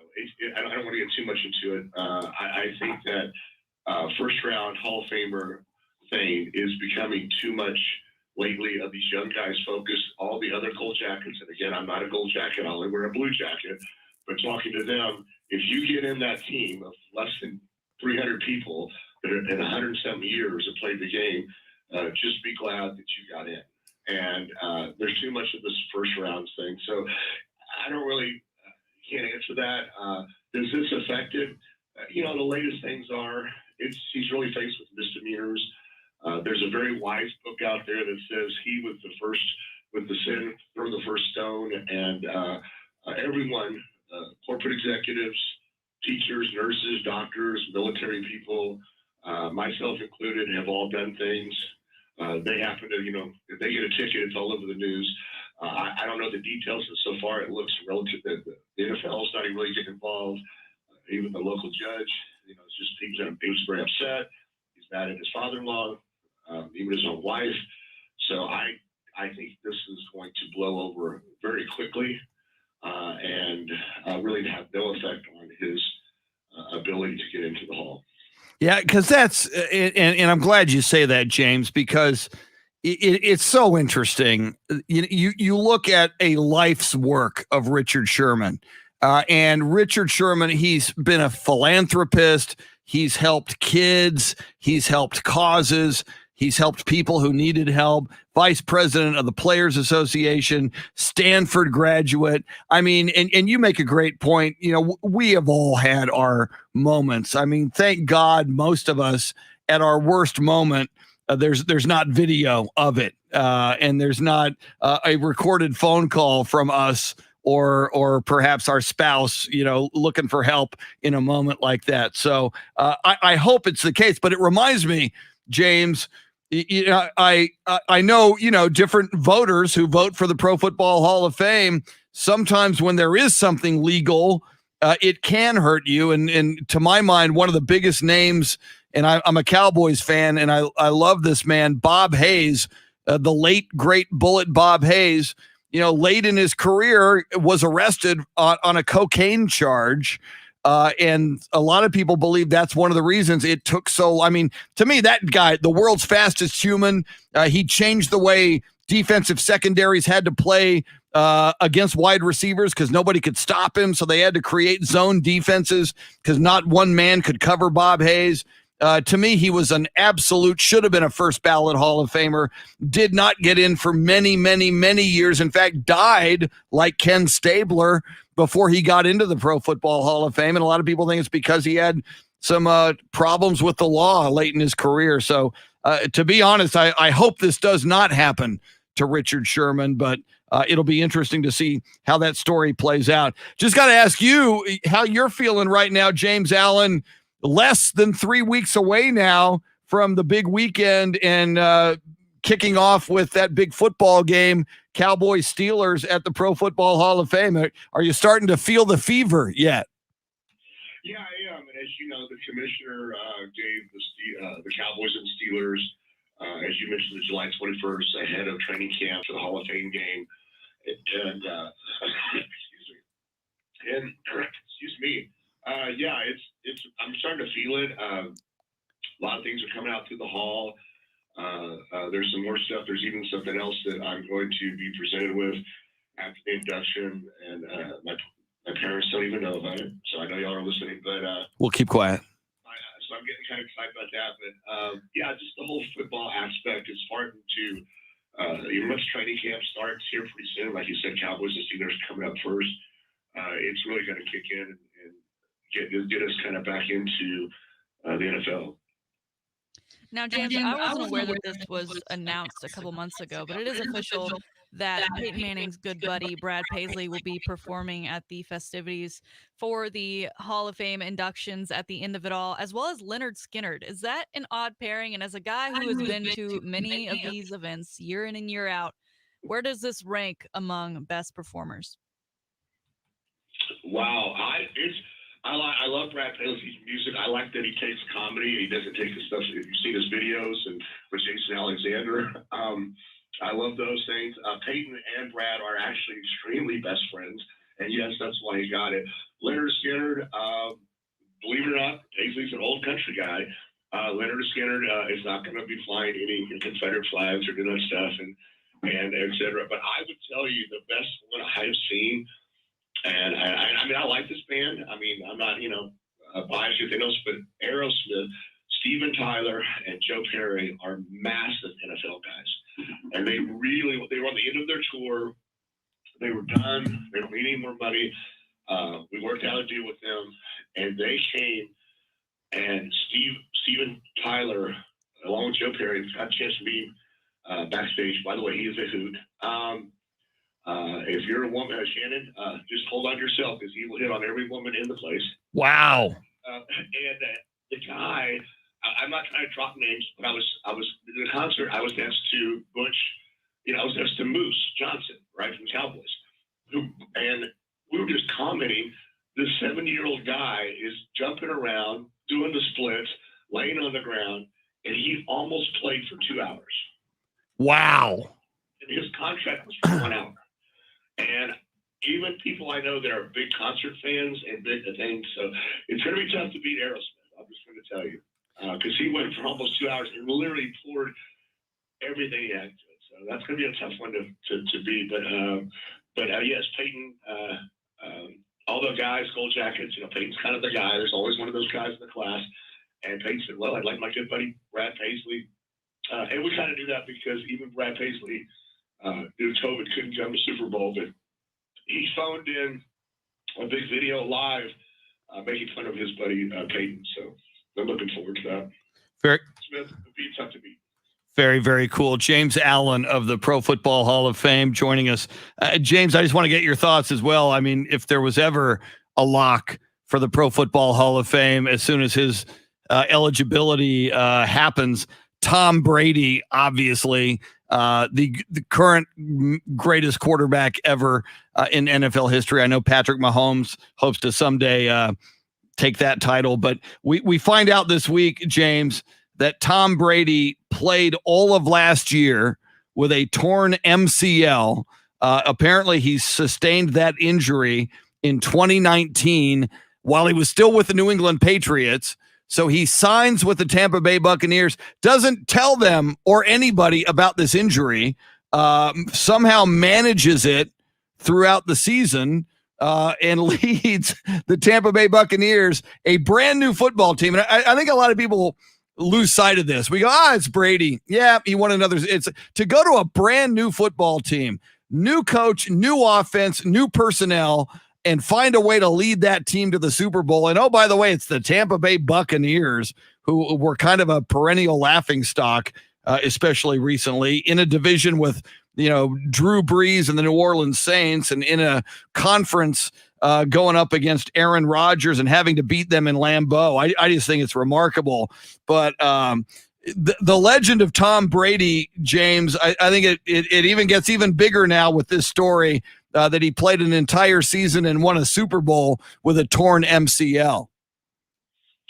Yeah, it's just back to what we talked about. These guys, he is so competitive. Don't let his great looks and great smile fit. That guy go through a brick wall, and he's just hyper competitive, and has the mental capacity. No offense to Aaron Rodgers and sometimes Cam Newton, some of these other guys that are hyper, more even talented physically, where you can see they get frustrated in the game. Look, he just doesn't. He's just that competitive, and it does not surprise me. And Chris, I know you and Shannon have mentioned this. I mean, I love Tom Brady and everything else I'm hating, but when he went to Tampa Bay, and then they were still losing, and the coach and them said, "Hey, you got any thoughts for us?"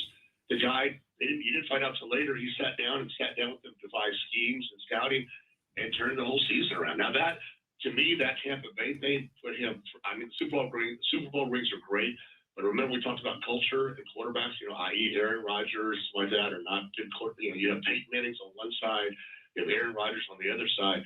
Tom Brady is the legend. Was that Tampa Bay Super Bowl, no question about it. So amazing. It doesn't surprise me. The guy is just you don't get to that level without being hyper competitive. Look what Peyton Manning did with his neck. Yeah. Those are not surprising. Very, very cool. Well, James Allen, I know you're dealing with a little bit of a physical issue, trying to get over the cold and the throat thing right now. But we appreciate your taking the time. Hang in there. Feel better this weekend. Do you think maybe this is your whirlwind trip in Vegas coming back to bite you a little bit? No, like I said, we didn't do anything. We were all right.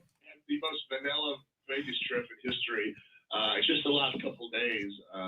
It's been I've been fighting it and ignoring it because I'm working some long hours with the Hall of Fame, and now it's me ignoring my body. So I will be taking that today. I know I don't smoke, never have, but I think I sound like in my head I smoke 3 packs a day right now, but I'm doing fine. Well, I get some rest this weekend because I know you got a busy whirlwind coming up in 3 weeks at the Pro Football Hall of Fame. James Allen, always outstanding, sir. Have a great weekend. Next time we speak, football training camps will be underway, and I'm sure there'll be a lot of stories coming out of the Cowboys and the pro football training camps.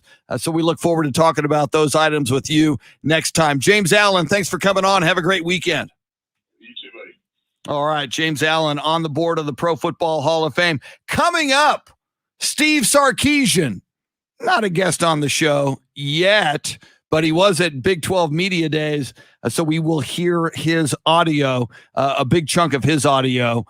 You can hear his thoughts on the state of the Texas Longhorns and his upcoming maiden voyage as the new head coach of the Horns.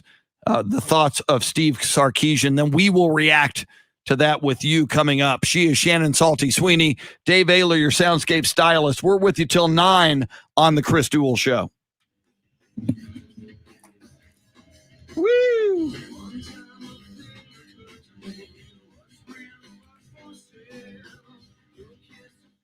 Let's see. Anthony Huerta says, I may get tired of all the draft talk and even training camp stuff, but football season really is the best. Yeah, Anthony, and I think it's just so many of us just love football and football season so much. It's hard not to talk about in the off season. And it's really one of the big pluses that the NFL is especially, but even college football has is, we tend to talk about it year round because it's such a big deal to so many people. I'm going to pull up the British Open leaderboard.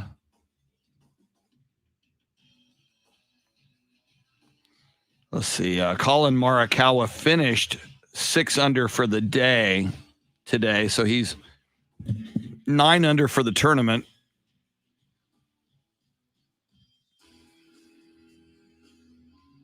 My boy Louis Oosthuizen is 6 under. He's gonna tee off at 8:59, so he hasn't played yet today.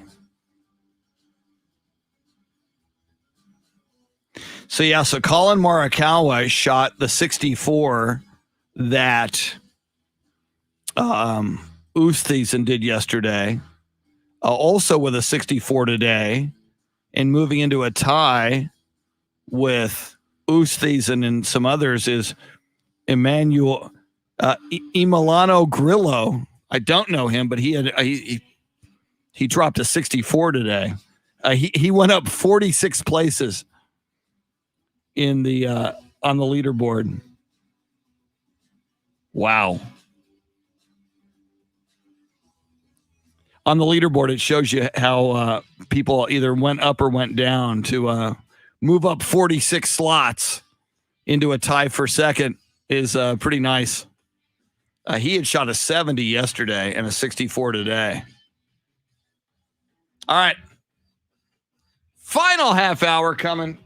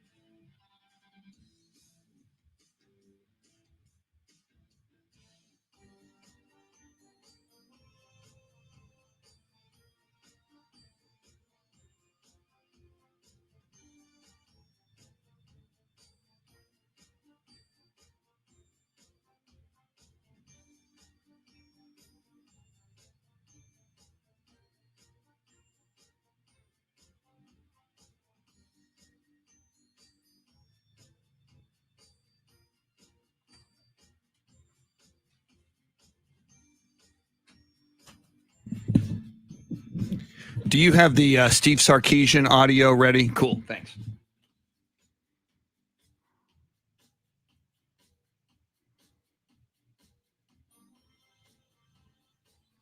Robert says, go 1971 Bucks.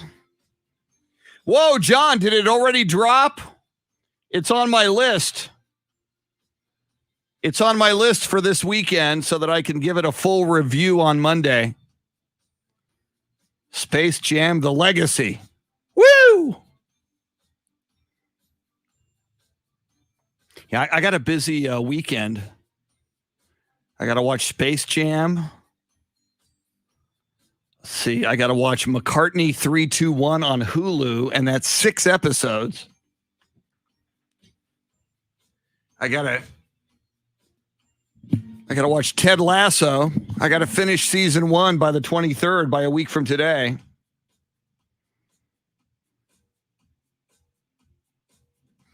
Yeah, Jason, you said this a long time ago, but that by the time you mentioned Ray Lewis, which was a great comparison, for Ray Lewis to get into the Pro Football Hall of Fame with no problem.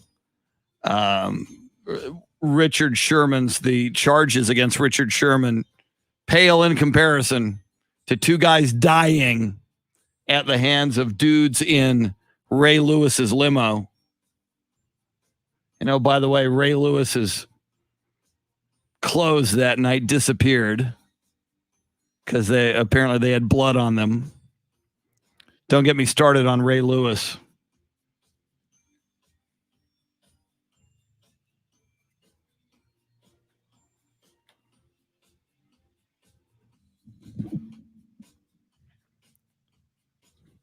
So Shannon, can you hear me?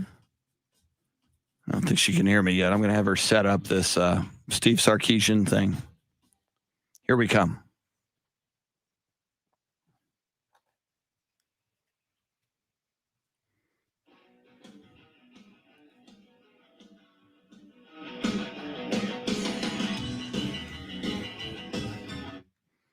When the house is a rockin'.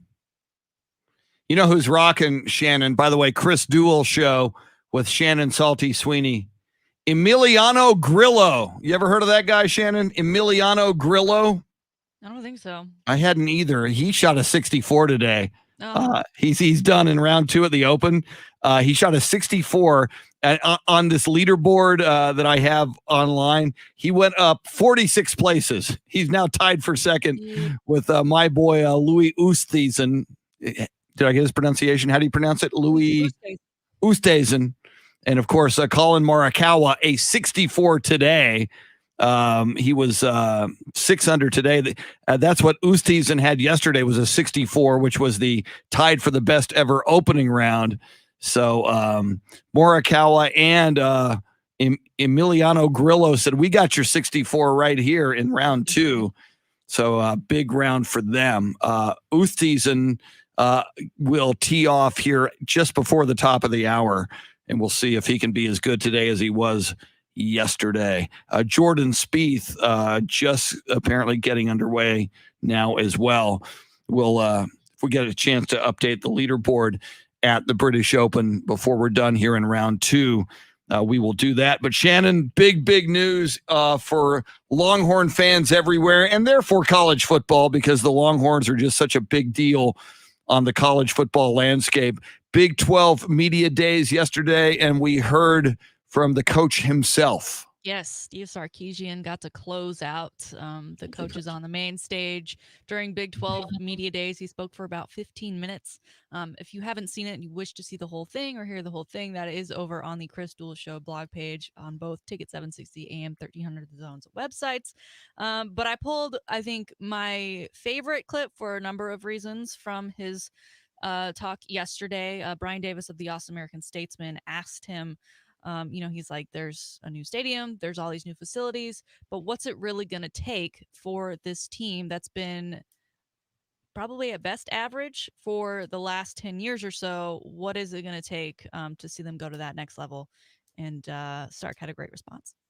I haven't been focused, Brian, on what happened before me. I'm putting all our energy into what we're doing now. And I do believe in, at the end of the day, teams win championships. And locker rooms, facilities don't win championships. Big stadiums don't win championships. Bright lights don't win championships. Recruiting rankings don't win championships. I know everybody here wants to, name a national championship on signing day to whoever got the most 4 and 5 stars. You don't get a ring for that. You get a ring for winning games, for winning tough games in November and in December, in the fourth quarter, when you got to have that drive, when you got to get that stop. And that's what we're trying to instill in our team is, being the most mentally and physically tough football team that's committed, disciplined, and has a real level of accountability to the program first, to the team first. And doing that on a consistent daily basis, not getting up for one game or getting up for 2 games, but that's just who we are on a weekly basis. And to watch this transformation happen for our guys, even in our winter conditioning through spring ball and now into summer conditioning, to watch the mentality continue to shift, that our guys recognize the importance of every single day, that we have to chase greatness every day. We don't pick and choose what day we're going to decide to work really hard. That's just who we are, and that's in our DNA. And there is no, like I said, there is no magical fairy dust to sprinkle to say, hey, all of a sudden now we've got these great schemes, we're going to be a good team. It is about the team first, and then they are the ones that make these plays come to life. And I think that our team is really starting to understand that, because they're the ones that will probably tell you better than me about the mentality of the team and where we're at this juncture of the summer. Wow. Aside from the fairy dust comment, which of course was something that Tom Herman said himself, that was then used against him by lots of people, most notably Urban Meyer. I love the message. I love the message he's sending the team. I love the message he's sending his fans. I've been a fan since birth, and I remember going to games specifically in those early 2000s. When you go to a game, there's just a confidence you feel, and it's not so much like we're the University of Texas, just the guys you see take the field. You have no doubt that you are going to be successful on that field of play. And the last few years, you don't know what you're going to get out of certain guys every single game. They could be great one week and not have it there next week. So preaching that consistency week in and week out, seeing week to week improvement as well, and not taking those backward stumbles that we've kind of gotten used to over the past few years. It's a lot of coach speak. He doesn't have anything that he's been able to show us yet, so he doesn't have that to lean on like some of the other coaches. But once again, I'm all about Sark. I'm all about this program this year. I don't believe Dave Campbell is right. I think they will win more than 7 games, even if it's only 8. That's still more than 7. And again, with year-to-year improvement along with that week-to-week improvement, Sark so far is laying the groundwork, and I'm terribly excited. Can't wait. Well, and as Shannon cites Dave Campbell's Texas Football Magazine, in case you missed it, we had that. We talked about it. They picked Texas to go 7-5. As I listened to Sark there, Shannon, I mean, I got motivated. I mean, certain coaches have that it factor. When they speak, you go, "Oh man, this guy makes me want to go run and hit some, some blocking dummies." And as he answered that question as well, Shannon, I mean, with Tom Herman, when he would answer a media, there was a certain level of condescension with Tom Herman. It was like, I'm Tom Herman. I'm holier than thou. You don't really know what I know. And maybe I'm being a little unfair, but I kind of got that vibe from Tom Herman, and I didn't get that. And you're right. There was coach speak, but I really thought that he was earnestly trying to answer that reporter's question. Yeah. And give him the answer to the best of what he knows right now in mid-July. And I just love the soundbite. And I've never been big on recruiting. It's all great and it looks great. And it's obviously great for social media as people are trying to build their brands. But at the end of the day, they come to school as a 2-star, 5-star, whatever. It's that program's job to then develop those players, and that has really been lacking, right, in Texas. And I think that's a point he was kind of trying to make. Of a lot of media members love to look at these stars and add them up and say, all right, this 2 years from now, this is going to be the team to beat because look at all the guys they have coming in. But then when they don't develop, we look back at that and we go, oh, never mind. So I think that's what, maintain reasonable expectations, but realize that he is there to develop these players. And, he made the point as well to what you're saying, Shannon. I loved the part where he talked about, we are striving for greatness every day, in the wintertime, in the off season, in the OTAs. Every day we want to get better and choose to be great. I've seen clips of Nick Saban at Alabama, talking to his players on the football field, and I see him delivering a similar message. And what I love about that message is, and then he finished it off with saying, we're not going to choose what day we're going to be great on this day. No, we're going to come out, we're going to execute to the best of our ability, and we're going to be great every single day. That's, we talked earlier with Paul Alexander about life lessons from sports. Whether you're a football player for the University of Texas or doing whatever you do in life, that's part of the formula. You want to show up for whatever you're trying to accomplish every day, and to the best of your ability, be great at it every day. And if you can do that, or at least strive for that, and certainly some days aren't going to be your best days and you might miss the mark, but if you hold yourself and those around you accountable for trying to be the best you can be, ultimately, whatever you're doing, that's going to pay dividends. Whether you're trying to train for something athletic yourself, you want to run a marathon or a 10K, or you want to get better at whatever you want to get better at in business, that's a great philosophy. And that's, as you mentioned earlier, Shannon, that's coming from a guy who's been on a number of championship football teams and has been to the promised land a number of times. He knows what he's talking about. Yeah. And he's already handling the tough questions in stride and doing well. Unlike Mr. Bryson DeChambeau, who has been having a hard time overseas, from pressers,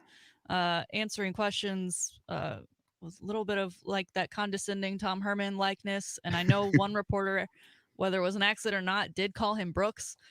And then, throwing his club provider, I don't even know if it's under the bus. It seems like he just dug him a grave. Yeah, and for anybody who doesn't know the story, so Bryson DeChambeau didn't have a very good first round of the British Open. So talking to the media afterwards, they asked him why, and he said, well, the driver sucks. The club he was using, the driver. Well, they're a sponsor. It's Cobra is the company that manufactures that driver. So I Shannon, that is just so well. And to finish the story, then Cobra released a statement saying, well, we're very, we make the highest quality golfing equipment, and we're very distressed and sad that Bryson would say that. Then Bryson came back later with a statement. Oh, I was wrong to say that. It's not the driver who sucked. It was me. I was who sucked. But I mean, if you're in high school and now these college kids, Shannon, are getting these deals with name, image, and likeness.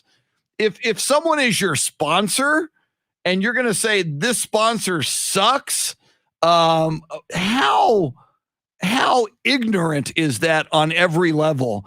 Unless you truly believe that, and on that day, in that moment, you want to part ways with that sponsor. And even that is rude. Even if you think the driver sucks, then don't you get on the phone with with Cobra and go, hey guys, there was something wrong with this driver. We need to either fix this or I need another company. I am trying to like Bryson DeChambeau. I like the bravado. I like the entertainment value he brings to the PGA Tour, but that was just stupid. Heat of the moment. Do golfers have publicists or only the high profile ones? They probably do at this level. I mean, I know he just got a new caddy, but if I'm his publicist this year, I'm like, oh my God, how am I still around? Because this guy you give him direction and he's probably going to do the exact opposite. And I don't know, like frustration, heat of the moment, whatever, because it does happen. But I'm trying to think of what, like in another sport, what that would be.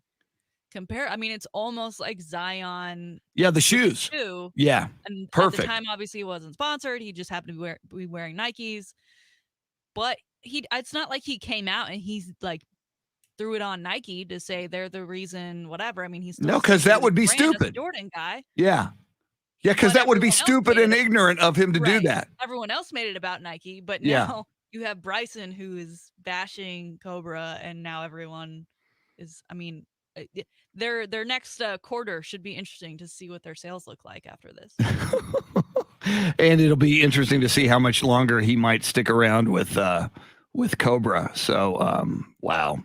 All right. So we did ask a poll question. Richard Sherman, the biggest story in the National Football League in the last 48 hours, his problems with the law, getting arrested.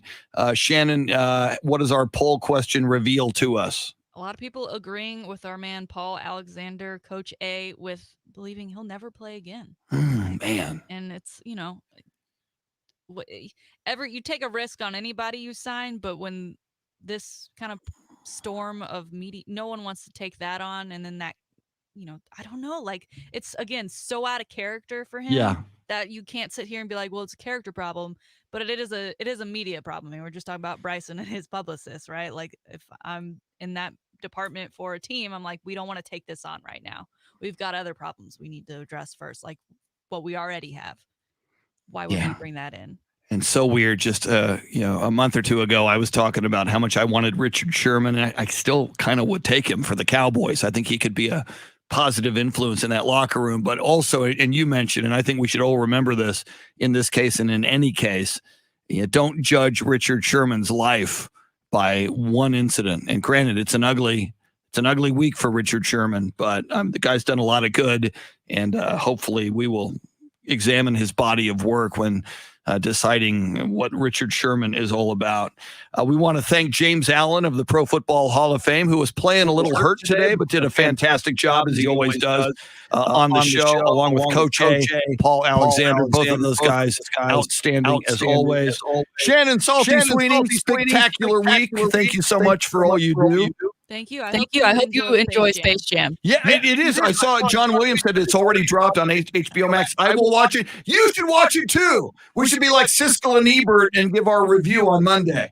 If I get that bored this weekend, it'll take 2 hours of your weekend that you'll never get back. My life I'll never get back. I'm gonna watch it. Just morbid curiosity. Dave Ayler, spectacular Soundscape stylist. Thank you so much, sir. Thanks. Let's do it again on Monday. Woo. So you're back Monday. I think so. I always have to. I need a scorecard to see who's going to be our Soundscape stylist. You and me both. It'll be good to have you back. All right, everybody, have yourself a great sports weekend.